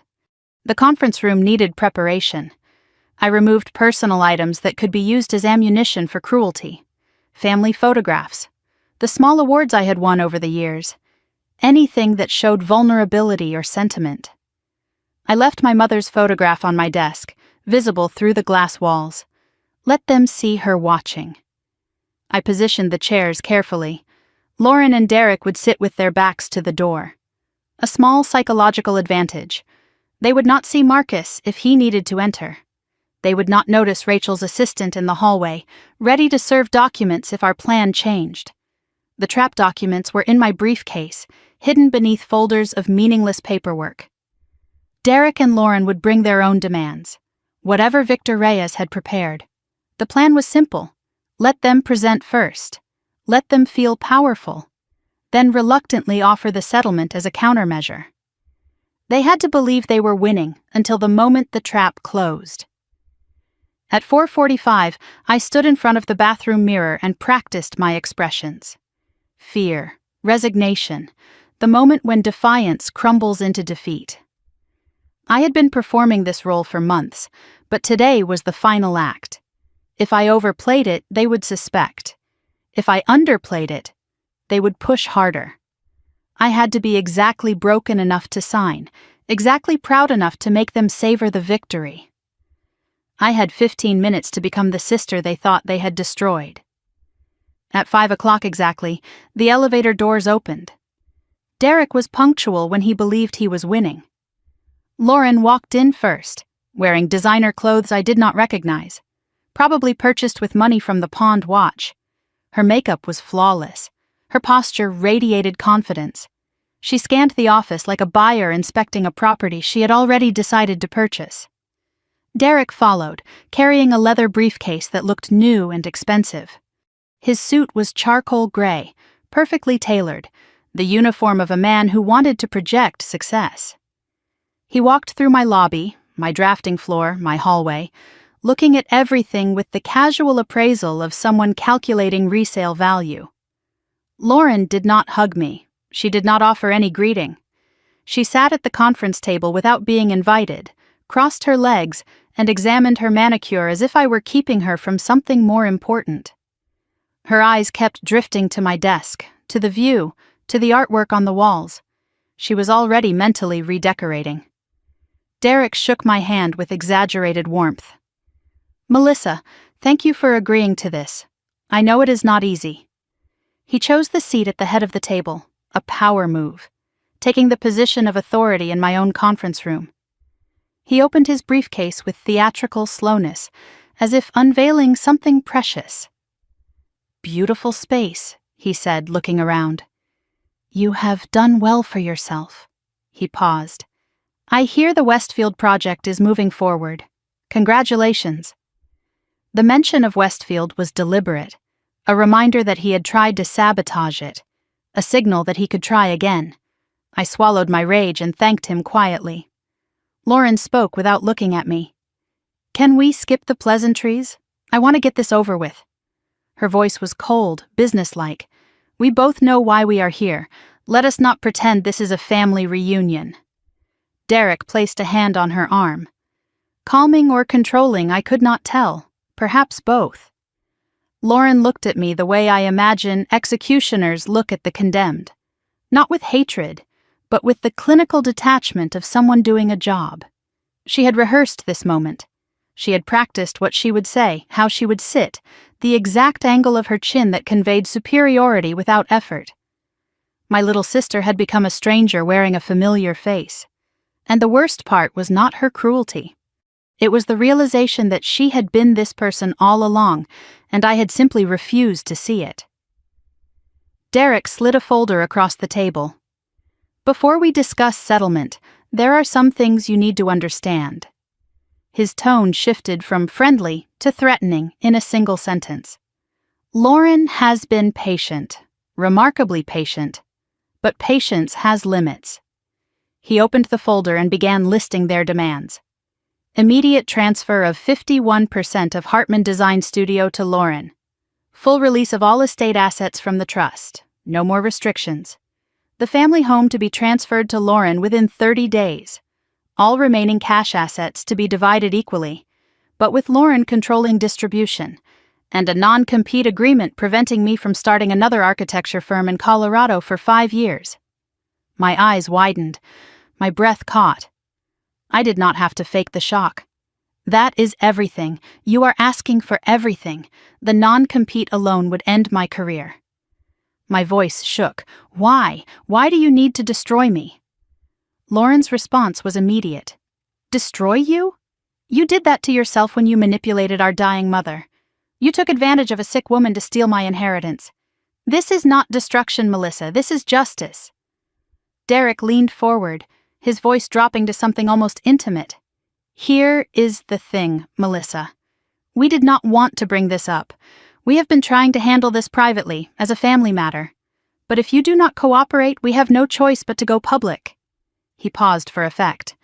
"With what we know about how you changed Mom's will." I stared at him. What are you talking about? We have a witness, a hospice nurse named Maria Gonzalez. She overheard you coaching Eleanor on what to say to the attorney. She says your mother was heavily medicated and confused when she made those decisions. He smiled.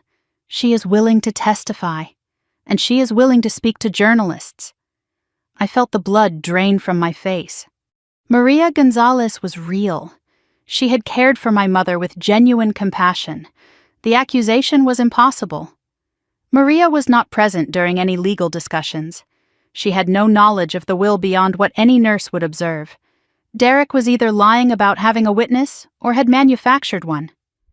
Maria would never say that, I whispered, letting real confusion show. Derek's smile widened. People say all kinds of things when they are offered the right incentives. A hospice nurse does not make much money. A year's salary as a consulting fee can change anyone's perspective. He was not just threatening me with a lie. He was threatening to pay someone to destroy my reputation.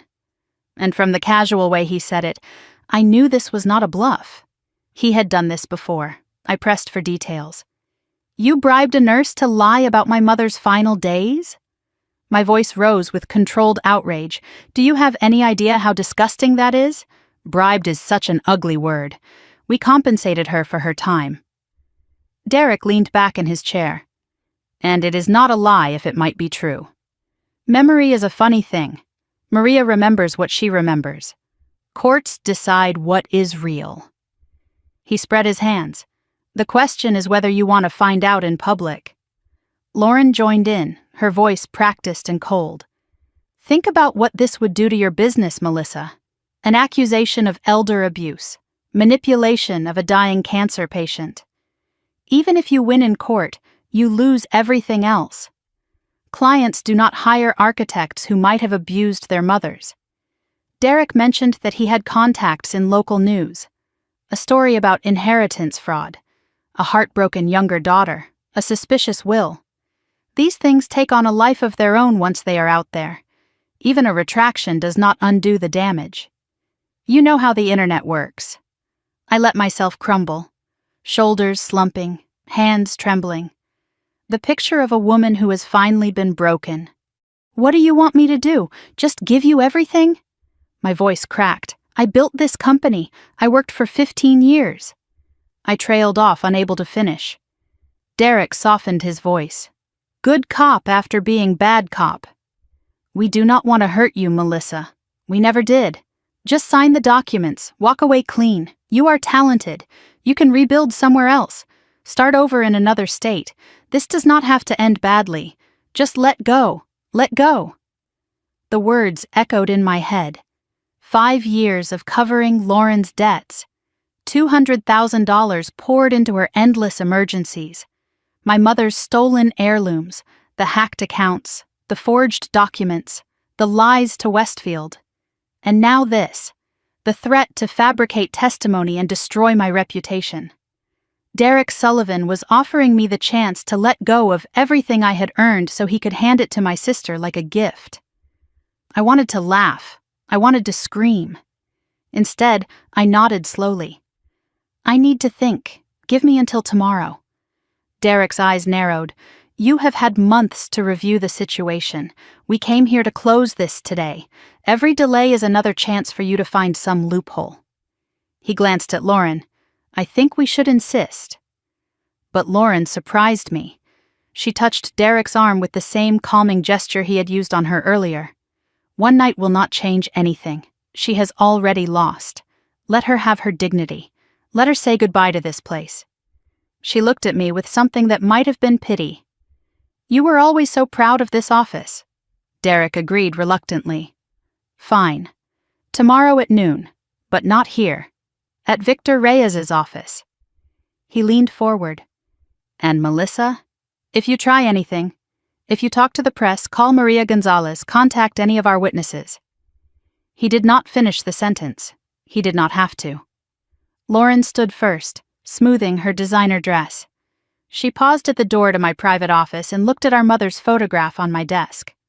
Mom would have wanted us to work this out, she said. I am glad we finally are.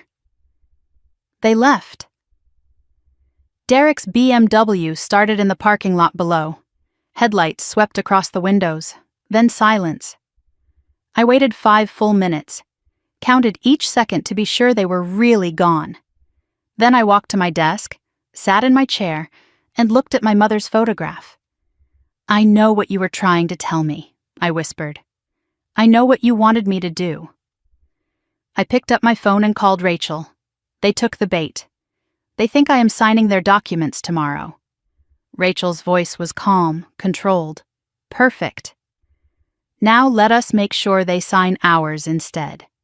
I told her about the Maria Gonzalez threat, the alleged witness, the extortion attempt. Rachel was not surprised. Derek always escalates. It is his pattern. The Maria angle is new but predictable. He needs leverage you cannot disprove. She would contact Maria directly through proper legal channels. If Derek had actually bribed her, that was witness tampering. A felony. If he had lied about having her testimony, that was extortion. Either way, he had just added to his criminal exposure. "What about tomorrow?" I asked. "What if they actually got to Maria? What if she agrees to lie?" Rachel was quiet for a moment. "Then we deal with it." "But Melissa, I have been doing this for 15 years. Men like Derek Sullivan do not actually prepare. They threaten. They bluff. They rely on fear." She paused. "He told you he has a witness because he wanted you to panic tonight. He wanted you to imagine all the ways this could go wrong. But tomorrow, when he walks into that conference room, he will not be thinking about backup plans. He will be thinking about victory. And that is exactly when he is most vulnerable." After the call ended, the office was dark. Only my desk lamp illuminated the room. I should have gone home to rest and prepare for tomorrow. Instead, I opened my briefcase and pulled out an envelope I had carried for 3 years. My mother's letter. The one she had told me not to open until I needed to. Tonight felt like the right time. Tomorrow I would either win or lose everything. I needed her words. My hands shook as I broke the seal. 3 pages of Eleanor's careful handwriting. Dated 1 week after the cancer diagnosis, before anyone knew how bad it would get. "My dearest Melissa, if you are reading this, things have gotten bad enough that you need answers. I am sorry I could not tell you in person. I was afraid. Afraid of what you would think of me. Afraid of breaking your heart the way mine has been broken. But you deserve to know the truth about your sister, about Derek Sullivan, and about a decision I made that I hope you can forgive." I read those words 3 times. Then I read the next paragraph, and the next, and by the time I finished the 3rd page, I understood everything. My mother had not just written a will. She had written a confession.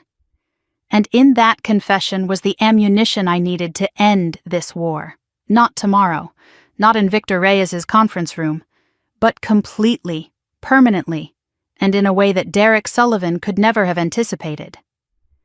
I put down the letter, picked up my phone, and called Rachel back. "Change of plans," I said. "I just found out what my mother was hiding. And it changes everything." I read my mother's letter 3 times that night. Each time, new details emerged from her careful handwriting. Details that rewrote everything I thought I knew about my family. By the time the sun rose over the mountains, I understood why she had told me to wait until I needed it. This letter was not just information, it was a weapon, and today I was going to use it. The letter revealed 3 things that changed everything. First, my mother's private investigator had discovered more than Torres ever found. Derek Sullivan had used a different name 10 years ago, Derek Marcos. He changed it after a fraud conviction in Florida was expunged from his record as part of a plea deal. There were 3 other women before Sarah Mitchell, all with similar stories of isolation, manipulation, and financial destruction. One of them, a woman named Catherine Wells in Nevada, had taken her own life 6 months after Derek drained her retirement savings. My mother had found Catherine's obituary tucked into the investigator's report. She had underlined one sentence, "Survived by no one."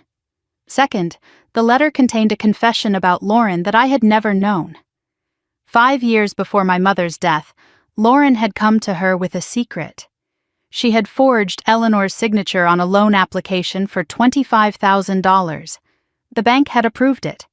Lauren had spent the money within weeks. When she could not make payments, the bank had contacted my mother. Eleanor paid off the loan secretly to protect Lauren from criminal charges. She never told me because she was ashamed. Ashamed of what Lauren had done.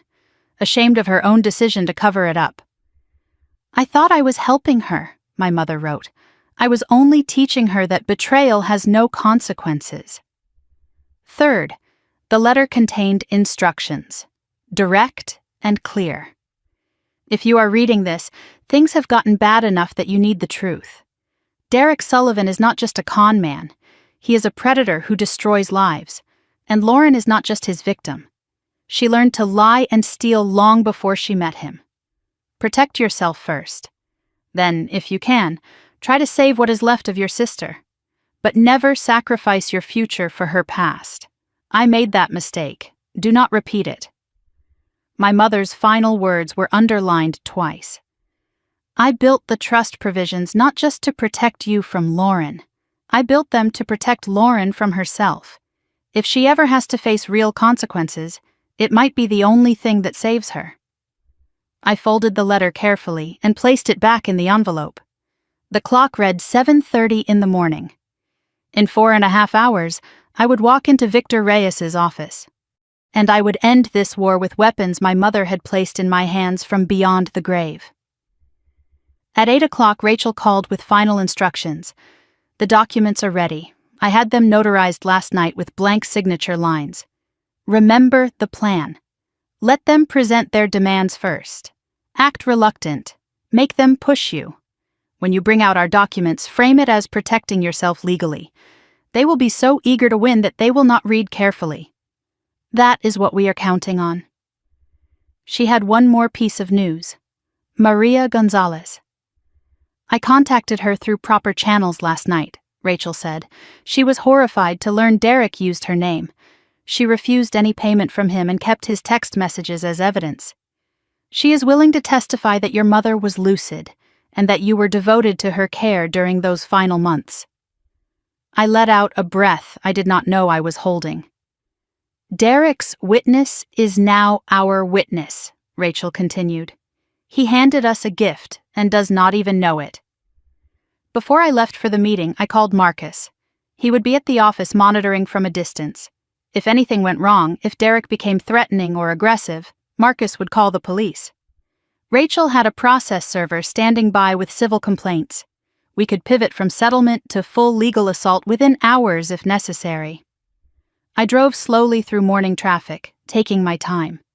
I passed the Hartman Design Studio building and looked up at the windows where my team was working. My company, still mine. And after today, protected forever. I parked 3 blocks from Victor Reyes's office and sat in my car for 10 minutes, breathing slowly, centering myself. In an hour, either I would walk out of that building with everything I needed to destroy Derek Sullivan, or I would be signing away my life's work to a sister who had tried to steal it. I checked my reflection in the rearview mirror. I looked tired, professional, but subdued. A woman who had been through too much and was ready to surrender. Perfect. I grabbed my briefcase and stepped out into the cold Denver air. It was time to finish this. Victor Reyes's office occupied the 12th floor of a glass tower downtown. The reception area was designed to intimidate. Leather chairs, dark wood paneling, framed law degrees covering every wall. The message was clear, expensive, powerful. You cannot afford to fight us. The receptionist greeted me with professional coldness. "They are waiting for you in the conference room." The conference room was larger than my entire first apartment. A massive table dominated the space, surrounded by leather chairs. Floor-to-ceiling windows offered a panoramic view of the city I had spent 15 years building my reputation in. Lauren sat on one side of the table, Derek beside her, Victor Reyes at the head. All 3 looked up when I entered. Different expressions on each face. Lauren showed satisfied anticipation. Derek showed barely concealed triumph. Reyes showed professional neutrality masking eagerness. 3 chairs on their side. 1 chair alone for me.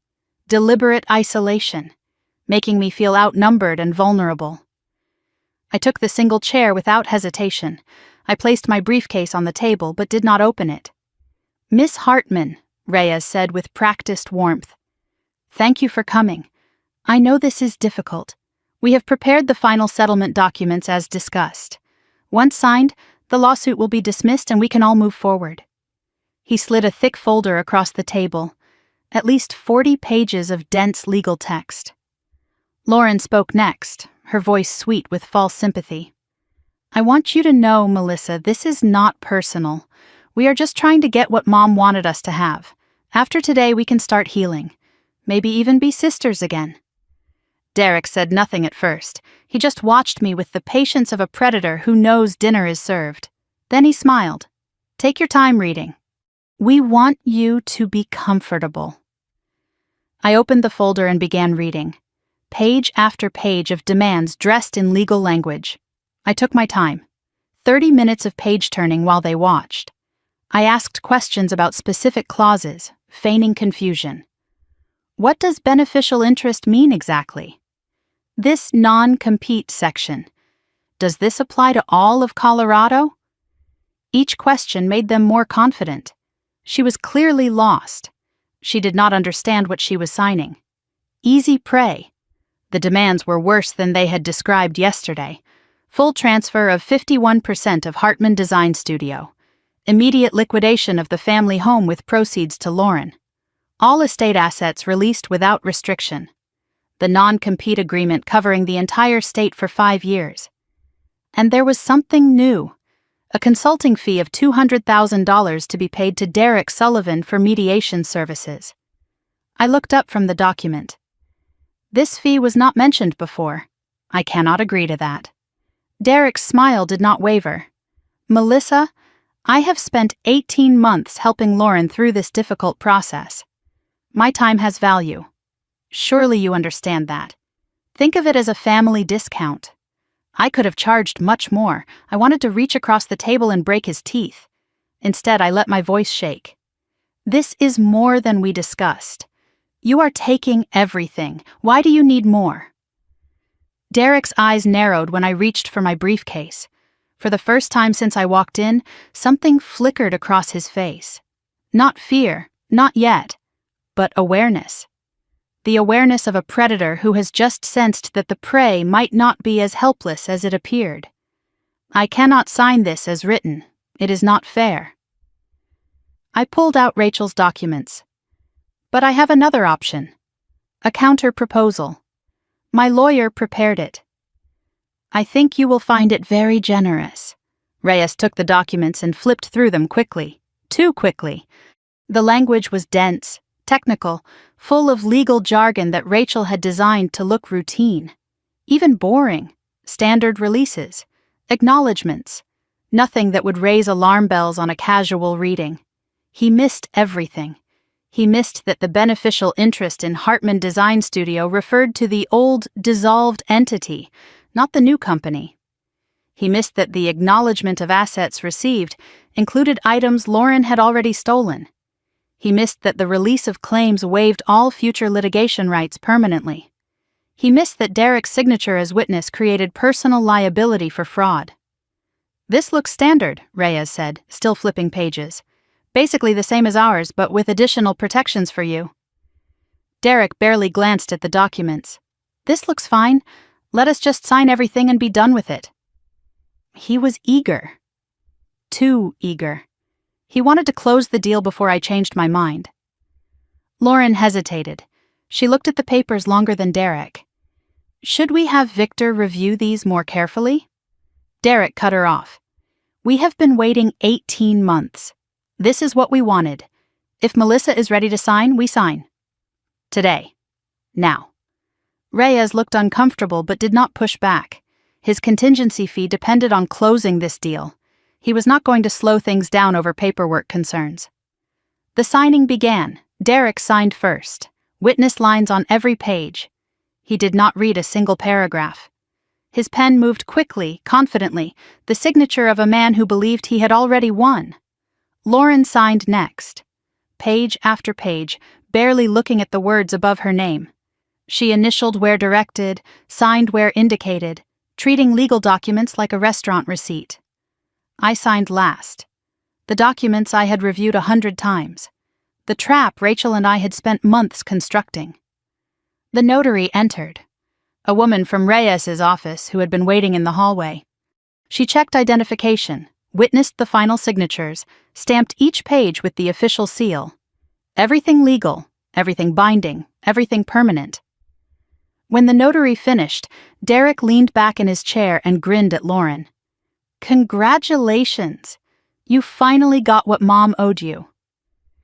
I gathered my copies of the documents and placed them carefully in my briefcase. I stood, straightened my jacket, and looked at the 3 people who had spent 18 months trying to destroy me.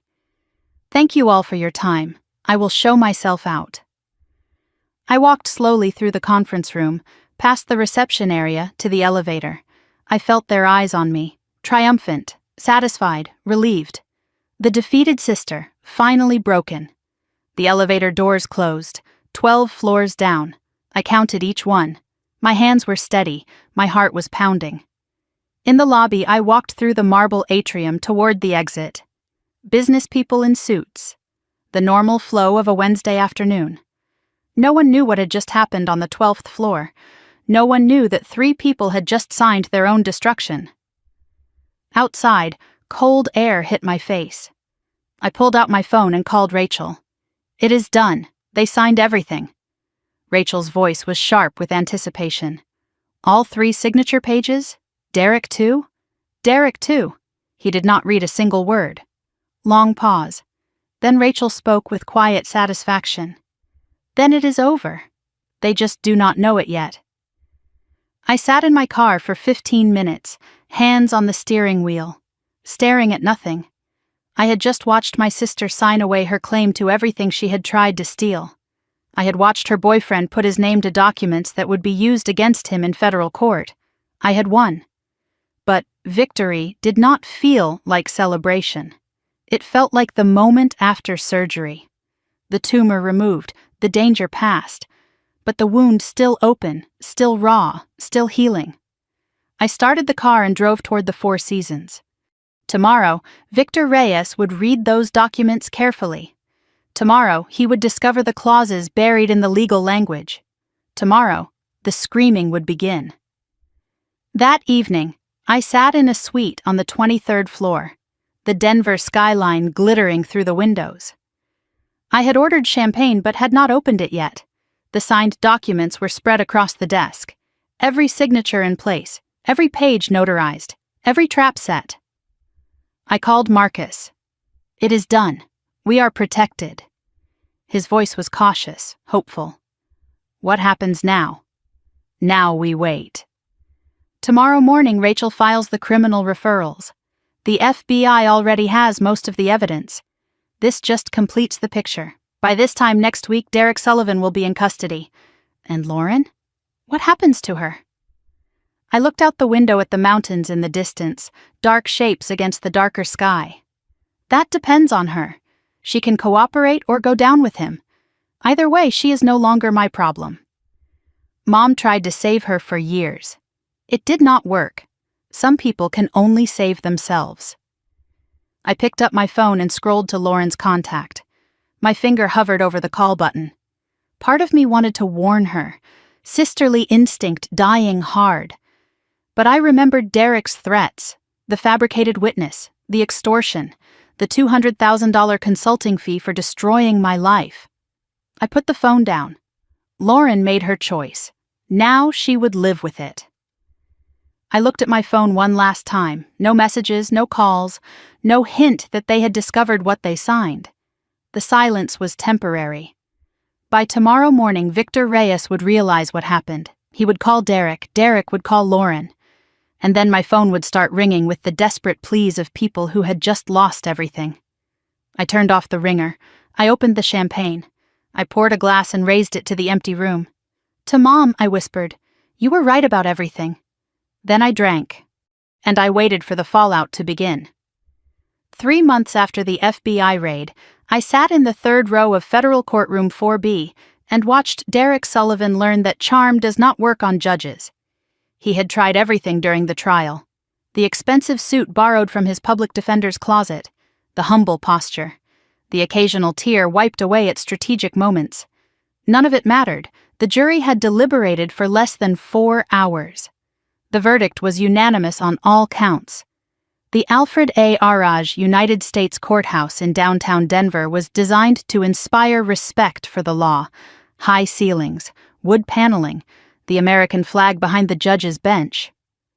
The gallery was filled with prosecutors, journalists, and women I did not recognize, Derek's previous victims. Sarah Mitchell had flown in from Texas with her sister for support. A woman from Phoenix sat 3 rows behind me, clutching a tissue she had not yet needed. I sat alone. No family beside me. By choice. Derek looked different from the man who had shaken my hand at that first dinner years ago. 3 months in county jail had aged him. The silver hair looked gray now. The confident posture had deflated. The charming smile was nowhere to be seen. He glanced back at the gallery once, his eyes scanning the faces, looking for someone. Lauren was not there. The clerk read the charges aloud. Wire fraud, count 1. Guilty, wire fraud, count 2. Guilty, wire fraud, count 3. Guilty, conspiracy to commit fraud, guilty. Theft by deception, 4 counts under Colorado state law, guilty on all counts. Witness tampering, guilty. The judge read each verdict slowly, letting the words fill the room. Derek did not cry. He did not protest. His shoulders dropped slightly with each guilty, as if the weight of the words was physically pressing him down. His public defender placed a hand on his arm. Professional comfort. Nothing more. When the final verdict was read, Derek simply closed his eyes. I watched him absorb the weight of his choices, and I felt something I did not expect. Nothing. Not triumph, not satisfaction, not even relief. Just a strange emptiness where I thought vindication would live. I had imagined this moment for months, rehearsed how it would feel to watch him fall. But sitting in that courtroom, I realized that his destruction did not rebuild anything I had lost. It just stopped him from destroying more. Judge Patricia Yamamoto had been on the federal bench for 23 years. She was known for thorough sentencing statements, no shortcuts, no mercy for predators. She reviewed the case methodically. The pattern of behavior spanning over a decade, the multiple victims across multiple states, the calculated nature of the crimes, the complete absence of remorse. Before sentencing, she invited victim impact statements. Sarah Mitchell spoke first. She walked to the podium with shaking hands but a steady voice.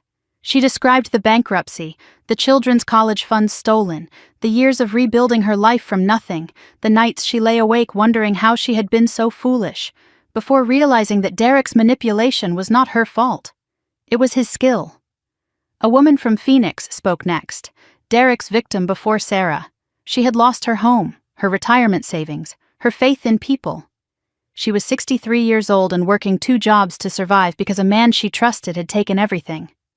The courtroom was silent as each woman told her story. I had been offered the chance to speak but declined. My statement was submitted in writing. The facts. Nothing more. I did not want to perform my pain for an audience. I did not want Derek to see my emotions one more time. He had fed on emotions for years. I would not give him that satisfaction. Judge Yamamoto addressed Derek directly. Mr. Sullivan, you have demonstrated a pattern of predatory behavior spanning over a decade. You targeted vulnerable women, exploited their trust, and systematically destroyed their financial security. Your crimes were not impulsive. They were calculated, patient, and devastatingly effective. She paused, looking at him over her glasses. The court sentences you to 84 months in federal prison. 84 months? 7 years? Derek would be 48 when he became eligible for parole. 51 if he served the full sentence, his best years, his prime years, spent in a cell. Derek nodded once, as if accepting a business deal gone wrong. No apology to his victims, No statement of remorse. His public defender requested permission to appeal, granted but futile. The marshals led him away through the side door. He did not look back. 7 years. 2,555 days. I did the math while the marshals escorted Derek Sullivan out of my life. It was not enough to repay what he had taken from Sarah, from the woman in Phoenix, from all the others. But it was enough to stop him. Enough to protect whoever his next target would have been. Enough to prove that sometimes, eventually, the system works. Not perfectly, not quickly, but it works. Lauren's hearing had been held separately 2 weeks before Derek's sentencing. She had chosen to cooperate. For 3 days she sat in the witness box and testified against the man she had once called her soulmate. Every scheme, every plan, every lie. Her testimony filled in gaps the FBI could not prove otherwise. She gave them the Hartman Project document. The communications planning my destruction. The passwords to accounts where stolen money had been hidden. The original charges against her were serious. Conspiracy to commit fraud, theft, accessory to wire fraud. She faced 5 to 10 years in federal prison if convicted. But the prosecution wanted Derek more than they wanted Lauren. Her testimony was essential to securing his conviction. So, they made a deal. All federal charges dropped in exchange for full cooperation. State charges reduced to misdemeanor theft. 5 years probation with strict conditions. Mandatory 18-month residential rehabilitation program. 500 hours of community service. And permanent forfeiture of any claim to our mother's estate. The conditions were detailed. No contact with Derek Sullivan, ever. No gambling of any kind. Regular drug and alcohol testing. Mandatory employment or job training. No contact with me without my written consent. I attended Lauren's hearing without telling anyone. I sat in the back of the courtroom, hidden behind a pillar, watching my sister accept a deal that would define the next 5 years of her life. She looked small in her orange jumpsuit.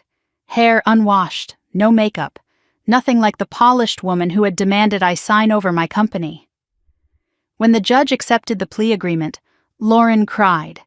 Not the theatrical tears I remembered from years of manipulation, real tears, ugly and uncontrolled. She whispered thank you to her public defender. She did not look at the gallery. She did not know I was there. I watched my sister accept responsibility for her choices, and I tried to find the woman I grew up with.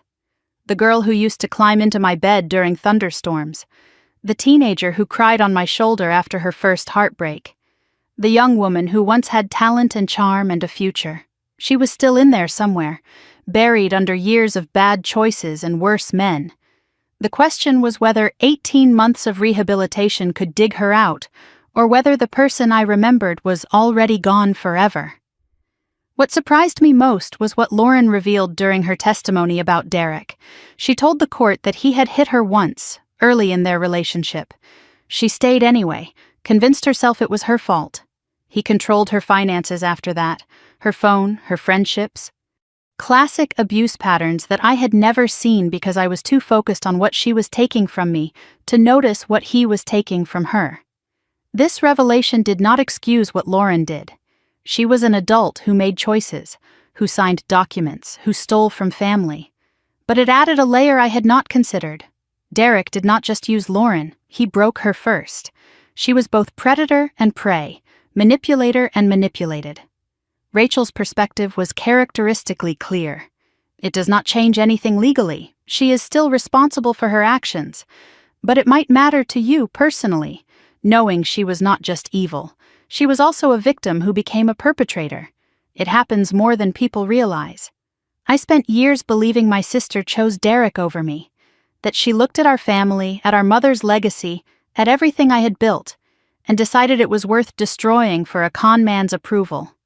But listening to her testimony, I realized the truth was worse. She did not choose Derek over me. She was so broken by the time he found her that she did not believe she had any choices left, and I had been so busy resenting her that I never saw her drowning. With Lauren's forfeiture, the estate finally closed. The family home sold for $780,000 after repairs and staging. After legal fees and expenses, I received the full proceeds. I did not keep the money. I invested it in the Eleanor Hartman Foundation. Everything recovered from pawn shops and storage units came home. The grandfather's Patek Philippe watch, restored by a specialist, keeping perfect time again. 2 of grandmother's 3 watercolor paintings, cleaned and reframed, the silver tea service, the vintage cameras, the first edition books, the family photographs that Lauren had taken for reasons I still did not understand. The 3rd painting was never found. Grandmother's wildflowers, created in 1958, sold to an unknown buyer before police could trace it. I searched auctions and galleries and online listings for months. Nothing. Some losses cannot be recovered, only accepted. Before selling the house, I walked through every room one last time. My childhood bedroom with the faded wallpaper I had picked when I was 12. My parents' room where my father died and my mother spent her final healthy years. The kitchen where Eleanor taught me to cook and balance a checkbook and believe in myself. I took photographs of everything. Then I spoke aloud to the empty rooms. I protected it. I protected everything you built. You can rest now. I locked the front door for the last time and placed the key in the realtor's lockbox. Behind me was every memory I had ever made with my parents. Ahead of me was a life without that anchor. I cried in my car for 20 minutes before I could drive away. But when I finally pulled onto the highway, I did not look back. Some chapters have to end completely before new ones can begin. 1 week after Derek's sentencing, I signed the Westfield development contract. $3.2 million over 18 months, the largest project in my company's history. Margaret Chen shook my hand in her corner office overlooking the city. "I am glad we waited," she said. "You were worth the risk." Marcus's partnership became real that month. Not just protective paperwork anymore. 20% ownership of Rocky Mountain Architecture Partners, earned through years of loyalty and months of crisis management. I announced it at a staff meeting. The team cheered. Marcus looked embarrassed and proud. Word had spread about what happened. Not the details, but the outline. A businesswoman targeted by a con artist, a family betrayal, a legal battle won through preparation and patience. Clients respected resilience. 2 new contracts signed within weeks, referrals from Margaret Chen. The irony was not lost on me. Derek's interference with Westfield was supposed to destroy my reputation. Instead, it proved my integrity. Margaret Chen told me later that watching how I handled the pressure convinced her I could handle anything. The attack meant to end my career had launched it to new heights. I stood in the Westfield conference room, holding a signed contract worth more than I had ever earned, and I thought about Derek Sullivan in his cell. He had tried to steal my company, tried to destroy my reputation, tried to take everything I had built. Instead, he made me stronger. His attack forced me to restructure, to protect, to fight. And in fighting, I discovered I was capable of more than I ever knew. The best revenge, it turns out, is not revenge at all. It is success. 3 weeks after Derek's sentencing, an envelope arrived at my office. Handwritten address, no return address. Postmarked from a town I did not recognize. Inside were 3 pages of lined paper, Lauren's handwriting, shaky but legible. "Dear Melissa, I do not expect you to read this. I would not blame you if you burned it. But my counselor says I need to write to the people I hurt, whether they read it or not. So here I am, trying to find words for things I do not know how to say. She did not ask for forgiveness. She said she did not deserve it. She did not make excuses. She acknowledged that every choice was hers. She did not blame Derek for everything. She accepted her own responsibility. She wrote about the rehabilitation program, the therapy sessions, the things she was learning about herself. She wrote about our mother, the guilt of missing Eleanor's final months for a con man who never loved her. The final paragraph stopped my heart. I do not know who I am without someone telling me. That is what they say is my problem. I have been Derek's Lauren. I have been your burden. I have been Mom's disappointment. But I do not know how to be just Lauren. I am trying to learn. Maybe one day, if you ever want to know who that person turns out to be, you could call. But if you never do, I understand. Some damage cannot be repaired, only survived. I read the letter twice, then I placed it in my desk drawer, beside my mother's letter, beside Sarah Mitchell's email thanking me for stopping the man who destroyed her life. I did not reply. Not yet, maybe not ever. But I did not throw it away. I closed the drawer and looked out my window at the Denver skyline. 3 letters now lived in that space. My mother's confession. A stranger's gratitude. My sister's first honest words in years.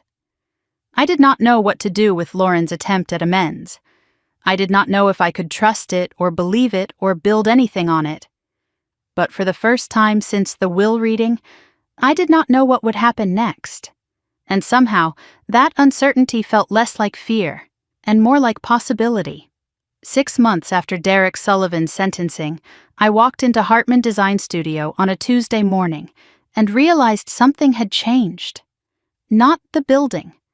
The building was the same as it had always been. Not the work. We had more projects than ever. What had changed was me. For the first time since my mother's diagnosis 4 years ago, I walked through those doors without fear, without looking over my shoulder, without wondering what crisis would explode before lunch. I had forgotten what peace felt like. I was finally learning to remember. My office had transformed over the past months, not through any grand renovation, but through small acts of reclamation.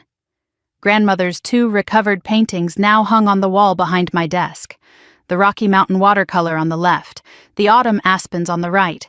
Between them, an empty space where the 3rd painting would have hung. The wild flowers. Still missing, still mourned. But the empty space had become its own kind of memorial. A reminder that some losses cannot be recovered, only accepted. The Patek Philippe watch sat in a glass display case on my bookshelf, restored to its original beauty. The crystal replaced, the band repaired, still keeping perfect time after all these years. Beside it stood a framed photograph of my mother, taken at my college graduation. Smiling, healthy, proud, before the cancer, before Lauren's descent, before any of this. The team had grown. Marcus had settled into his partnership role with quiet confidence. We hired 3 new architects to handle the increased workload. The Westfield development project was complete and had been featured in Colorado Architecture magazine. New clients called weekly, referrals from satisfied customers who appreciated quality work and professional integrity. Every morning, I followed the same ritual. Coffee from the machine my mother had bought me when the office first opened. Review of the day's schedule with my assistant. A moment of quiet before the noise began. And every morning I touched the glass case holding my grandfather's watch. A silent greeting. A reminder of where I came from and what I had protected. I used to start every day with anxiety, checking my phone for Lauren's name, bracing for the next demand, the next emergency, the next betrayal. Now I started each day with gratitude. Gratitude for the work, gratitude for the team, gratitude for the silence that meant no one was trying to destroy what I had built. Some people might call that a low bar. I call it freedom. 3 months earlier, I had launched the Eleanor Hartman Foundation with seed funding from my personal savings and the proceeds from my mother's house. The mission was simple: supporting women entrepreneurs who lacked access to traditional capital. Specifically, women over 40 who were starting businesses after career changes or personal setbacks. Women who had been told they were too old to begin again. Women who had been knocked down and were trying to stand back up. I named it for my mother because she had always believed in second chances, even when those chances were not deserved. Even when her belief enabled destruction instead of growth. The foundation was my attempt to honor what she meant to do while correcting how she did it. The difference was in the structure. My mother gave Lauren money without conditions and called it love. The foundation gave women tools with clear expectations and called it investment. Business plans had to be viable, no dreams without structure. Every recipient completed financial literacy training before receiving funds. Mentorship was mandatory. Each woman was paired with an established businesswoman who could guide her through the challenges ahead. And there were no second grants. The foundation helped you start. Then you had to fly on your own. The first grant recipients were 3 women who reminded me of people my mother might have helped if she had known better. Patricia Chen, 52, a former teacher starting an educational consulting firm after 25 years in the classroom. Maria Santos, 47, a divorced mother launching a catering business with recipes passed down through 4 generations. Dorothy Williams, 61, a retired nurse creating a home healthcare matching service to help families like hers find quality care for aging parents. At the foundation's first grant ceremony, Patricia Chen accepted her check and said something that stopped me cold. My daughter told me I was too old to start over. My ex-husband said I would fail, but you believed in me before I believed in myself. She was crying, I was crying, and I thought about my mother, who believed in Lauren until the day she died. How different things might have been if that belief had come with boundaries instead of blank checks. Rachel Chen served on the foundation's board of directors.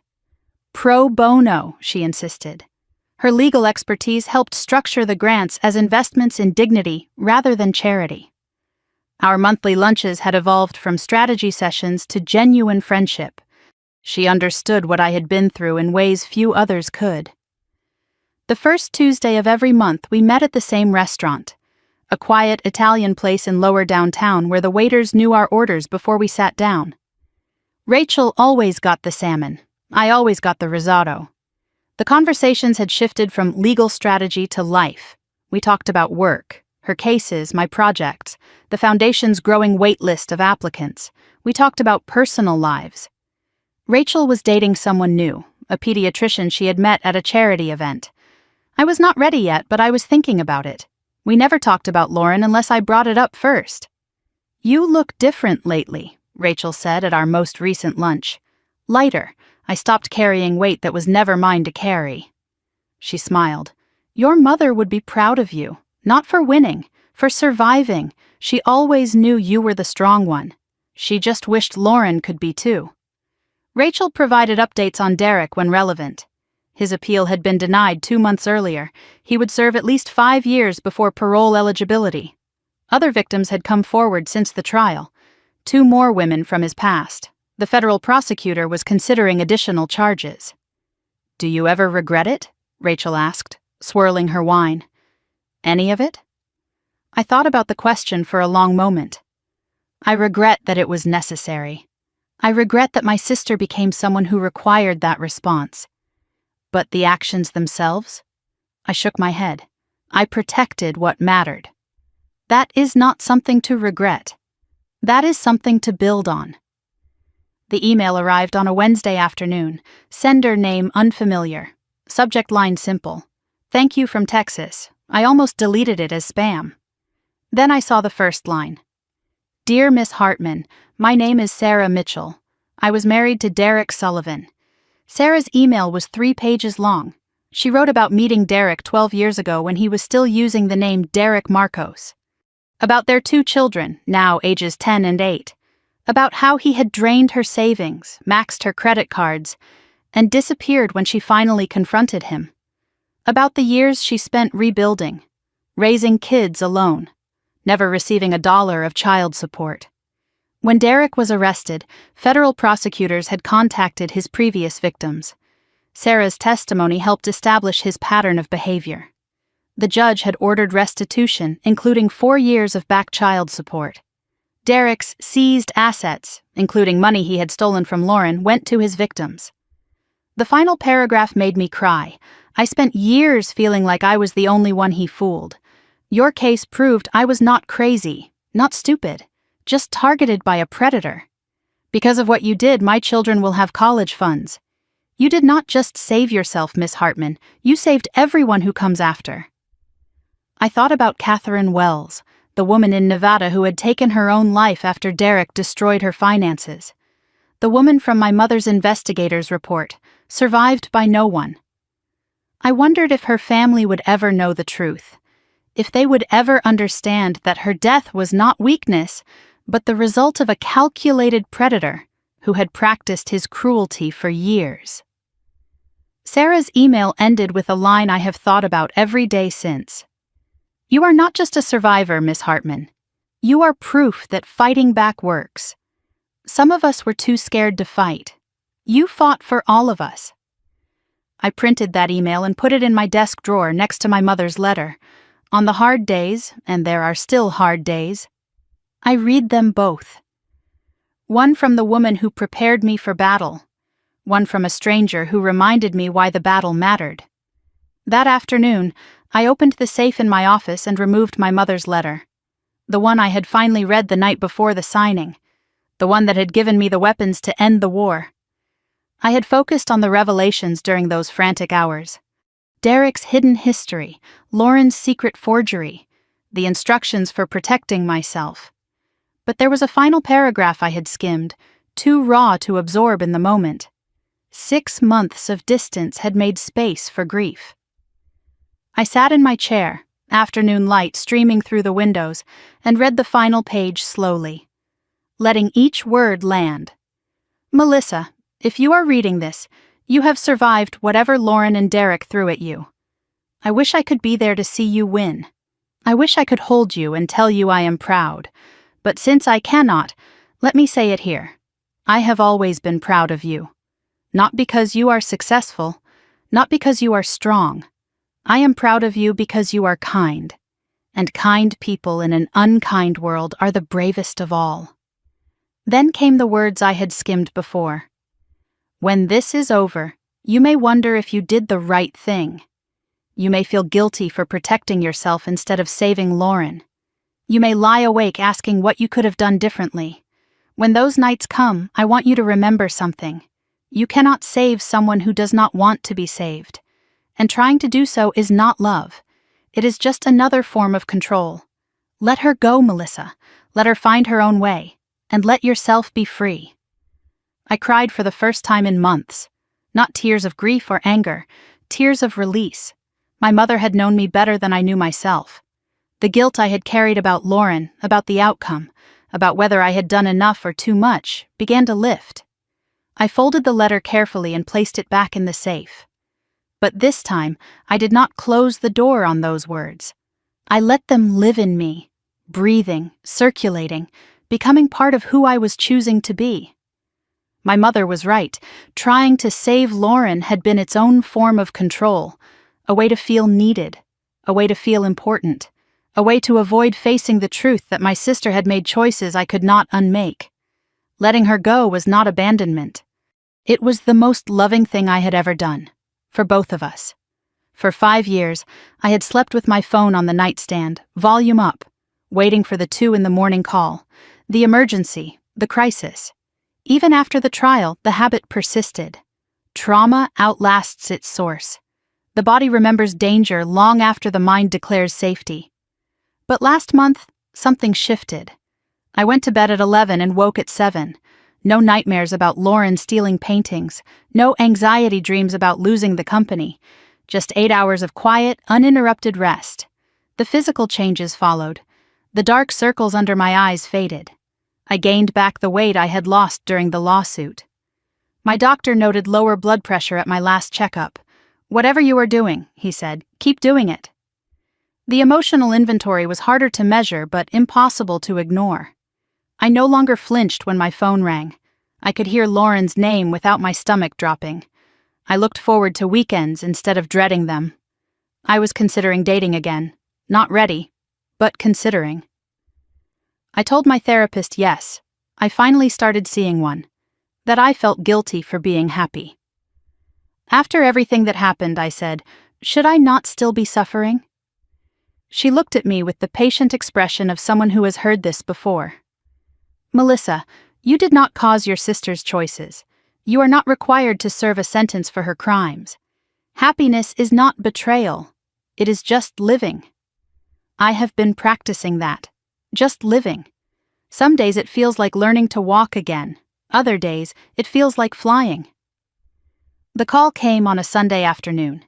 I was reviewing plans for a new project, a community center in Aurora, when my phone rang. Unknown number. Colorado area code. I almost ignored it. Telemarketers, spam, nothing important. But something made me answer. Melissa? The voice was quiet, hesitant, nothing like the confident woman from the signing. It is Lauren. Please do not hang up. I did not hang up. I did not speak either. The silence stretched between us, filled with 5 years of damage. I just wanted to tell you something, Lauren continued. I finished the rehabilitation program last week, 18 months clean. Still, I said nothing. I know I do not have any right to call you, after everything I did. But my counselor said I should acknowledge the people I hurt, and I hurt you more than anyone. She paused. I heard her breathing, shaky, uncertain. I am not asking for forgiveness. I am not asking for anything. I just wanted to say thank you. I finally found my voice. Thank you? For what? You stopped saving me. And that was the only thing that could have saved me. I closed my eyes. If you had kept paying, kept covering, kept protecting, I would have never hit bottom. I needed to lose everything to realize I was losing myself. The silence between us was different now, not angry, not disappointed. The silence of two people who did not know what came next. I do not know what to say, I finally admitted. Lauren laughed, a small, sad sound. You do not have to say anything. I just wanted you to know that somewhere out there, your sister is finally trying to become someone you might not be ashamed of. She paused again. Maybe one day, if you are willing, we could have coffee. No agenda, no emergency, just coffee. I looked out my window at the Rocky Mountains, solid and unchanging against the autumn sky. Maybe, I said. I do not know yet. But maybe. And for the first time in 5 years, maybe did not feel like a trap. It felt like a door, slightly open, waiting to see what would walk through. 1 year after Lauren's phone call, I finally said yes to coffee. But we did not meet at a cafe. We met at Evergreen Cemetery, standing in front of our mother's grave on what would have been her 67th birthday. It felt right somehow. Beginning whatever came next in the presence of the woman who had tried so hard to prepare us both for this moment. The morning was cold, late October. Frost covered the grass between the headstones. Eleanor Hartman's marker was simple granite, the way she would have wanted it. Her name, her dates, and the words she had chosen years before her death. She built beauty wherever she went. I arrived first, carrying white roses. Lauren appeared 10 minutes later with yellow tulips. We had not coordinated. We had not spoken since her phone call a year ago. But somehow we had both known to bring flowers. She looked different from the woman I remembered. Simpler clothes, no designer labels, hair pulled back, minimal makeup, lines around her eyes that had not been there before. 18 months of sobriety showed in her steadiness, her clear gaze, the way she stood without fidgeting, without scanning the environment for escape routes or opportunities. Neither of us knew how to begin. We stood 3 feet apart, not touching, not speaking. 2 women who had shared a childhood, standing in the ruins of a relationship. The wind carried distant traffic sounds. The mountains rose behind the cemetery, dusted with early snow. Lauren spoke first. I used to come here and make excuses, tell Mom why none of it was my fault. The gambling, Derek, what I did to you. She paused, looking at the headstone. Last month I came here and just said I was sorry. No explanations. Just sorry. It was the first time I felt like she might actually be listening. I watched my sister talk to our mother's grave, and I saw something I had not seen in years. Maybe ever. Humility. Not the performed weakness she used to deploy when she wanted money. Not the dramatic tears designed to manipulate. Just a woman standing in front of the consequences of her choices, no longer running. I did not know if I could forgive her, but for the first time I believed she might actually deserve the chance. We walked slowly through the cemetery, following the paths between graves. The conversation started carefully. Small questions. Safe topics. I asked about the rehabilitation program, about her job, about where she lived now. Lauren answered honestly. It was hard. She was lonely. But she had not touched alcohol or set foot in a casino in 18 months. She worked at a nonprofit that helped women escape domestic abuse situations. The irony was not lost on either of us. A woman who had been controlled by a predator now helping other women recognize the signs. She told me what she had learned in therapy. I spent my whole life looking for someone to save me. Men, money, you. She kicked a small stone from the path. Derek did not trick me into being a bad person. He just gave me permission to be who I already was. The gambling, the lies, the stealing, those were my choices. He just made them easier. She looked at me directly. Hitting bottom was the first honest thing that happened to me in years. I noticed what she did not ask for. No request for money, no hint that she needed me to fix something, no emergency, no crisis, no manipulation. Just two people talking in a cemetery on a cold October morning. I told her about the foundation, about Sarah Mitchell's email, about the other victims who had come forward after Derek's conviction.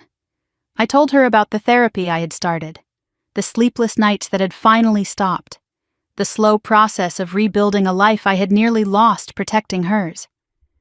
I did not soften what she had done, the theft, the threats, the betrayal, but I did not weaponize it either. Lauren stopped walking and turned to face me. I know I cannot undo what I did. I cannot give you back those years. But I want you to know something. What you did by stopping, by not saving me anymore. That was the first real gift anyone ever gave me. I waited for her to continue. Everyone else just handed me money and walked away. You made me face myself. I hated you for it, she said, her voice barely above a whisper. When the FBI came, when Derek was arrested, when I realized I had signed away everything, I hated you more than I have ever hated anyone. She paused, looking at our mother's headstone in the distance. And then, somewhere in that rehabilitation center, I realized I did not hate you at all. I hated that you had finally done what I needed someone to do my whole life. You stopped pretending I was someone I was not. We found a bench near the edge of the cemetery, overlooking a small pond where geese gathered despite the cold. We sat down, still not touching, but closer than we had been in years. I did not say the words "I forgive you." They felt too simple, too complete. Forgiveness was not a single moment. It was a process neither of us had finished. Maybe we never would. But I said something else, something more honest. I do not know what we are now. But I know what we are not. We are not enemies anymore. Lauren nodded slowly. I told her what we would not become. We would not go back to weekly dinners and sisterly confidences. We would not pretend the last 5 years had not happened. We would not build a relationship on the ashes of the old one. That relationship had been built on lies, on enabling, on my guilt and her manipulation. I told her what we might become instead. Two women who share a mother, a history, a complicated love. People who can stand in the same room without the air turning toxic. Sisters who call on birthdays and holidays, who check in occasionally, not close, but not at war. I told her the new rules. I will not give you money, ever, and you will not ask. You have your own income now, your own apartment, your own life.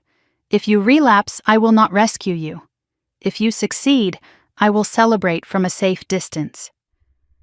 I watched her face as I spoke, looking for resentment or anger. There was none. These are not punishments, I said. They are the architecture of a healthy relationship. Lauren almost smiled. Architecture. Of course you would put it that way. Mom used to say that family was everything, I continued.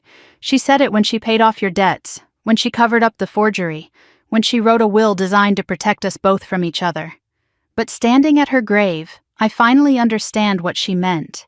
Family is everything, which is exactly why you have to protect it. Even from itself, especially from itself. We sat on that bench for another hour, talking about small things and big things and everything in between. The sun rose higher, the frost melted. The geese on the pond grew accustomed to our presence and stopped watching us with suspicious eyes. When it was time to leave, Lauren asked a question.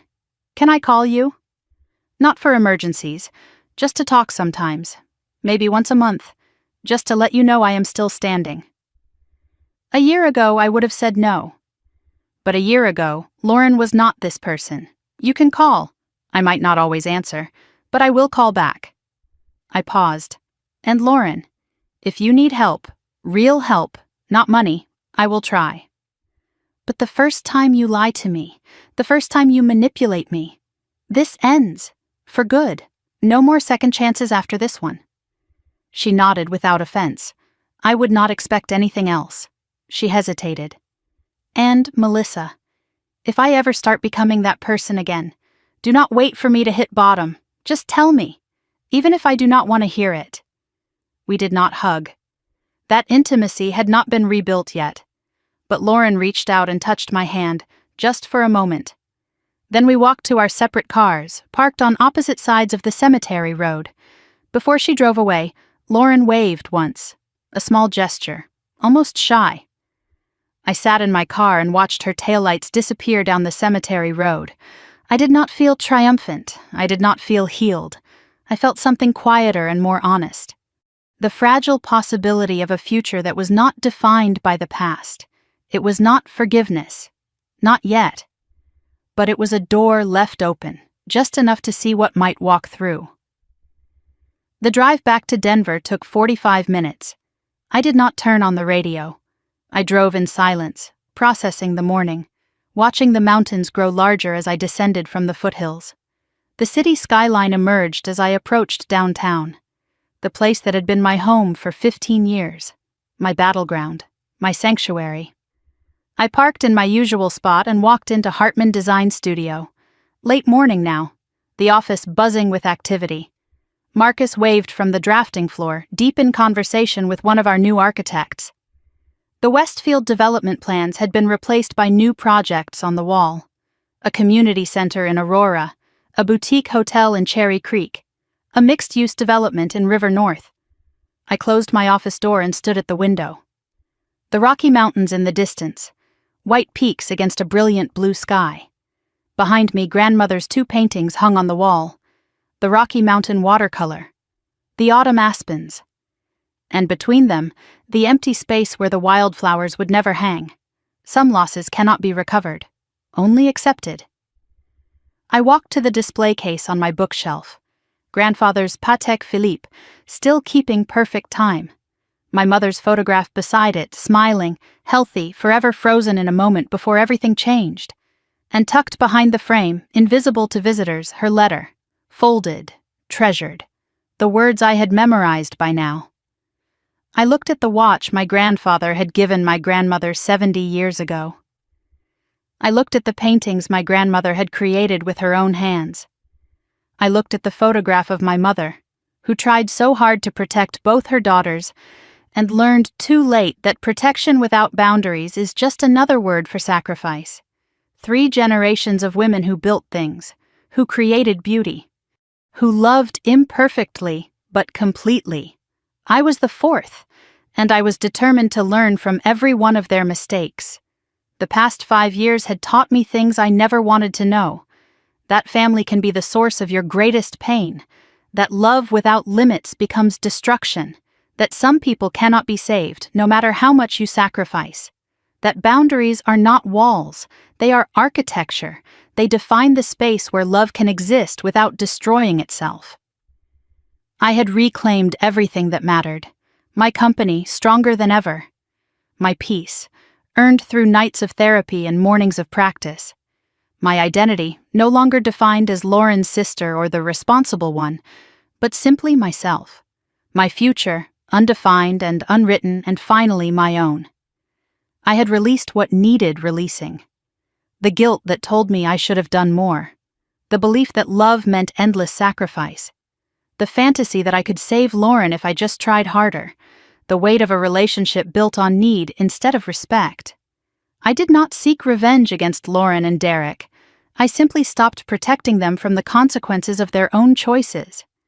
I built a fortress around what mattered and let the storm rage outside. When the storm passed, I was still standing. And somehow, against all odds, so was Lauren. My mother wrote in her letter that I should let Lauren go. Let her find her own way. Let myself be free. For years, I thought that meant walking away forever. But standing in my office, watching the sun set over the mountains, I finally understood. Letting go does not mean abandoning someone.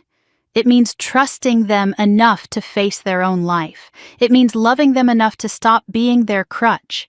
It means believing that somewhere, underneath all the damage, they have the strength to stand on their own. I let Lauren go. And in letting her go, I finally set us both free. My mother always said that strong women do not seek revenge. They build, they create. They protect what matters. And when someone tries to tear down what they have built, they do not waste time on anger. They use their energy to build something stronger. I did not destroy my sister and her boyfriend. I just stopped shielding them from the truth. I stopped funding their chaos. I stopped believing their lies. I stopped sacrificing my future for their present. And when they fell, it was because the ground they stood on was never solid to begin with. If you have made it this far, I want you to know that I see you. Maybe you are watching this because you are in your own battle with someone who keeps taking. Maybe you are the one who always gives, who always sacrifices, who always says yes because saying no feels like betrayal. Maybe you are lying awake at night wondering if you are the problem, if you are being too harsh, if you should just give them one more chance. Here is what I learned. Boundaries are not cruelty. Saying no is not abandonment. And protecting yourself is not the same as giving up on someone you love. Sometimes the most loving thing you can do is let someone face the consequences of their own choices. Sometimes that is the only thing that can save them. I want to hear from you. Have you ever had to set a boundary with someone you love? Have you ever had to choose between protecting yourself and rescuing someone who did not want to be saved? Drop a comment below and tell me your story. Let me know what you would have done in my situation.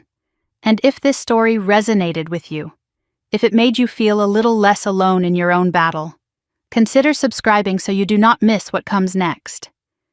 Because here is the truth. There are more of us than you might think. Women who loved too hard, trusted too easily, gave too much. Women who finally learned that their kindness was being used as a weapon against them. Women who built walls not to keep love out, but to protect the love they had left for themselves. This is Melissa, signing off from Denver, where the Rocky Mountains stand solid against the horizon, the same way they have for millions of years. A reminder that some things endure, some things outlast the storms, and with the right foundation, so can we. Thank you for listening. I will see you in the next one. This story is fictionalized for dramatic effect.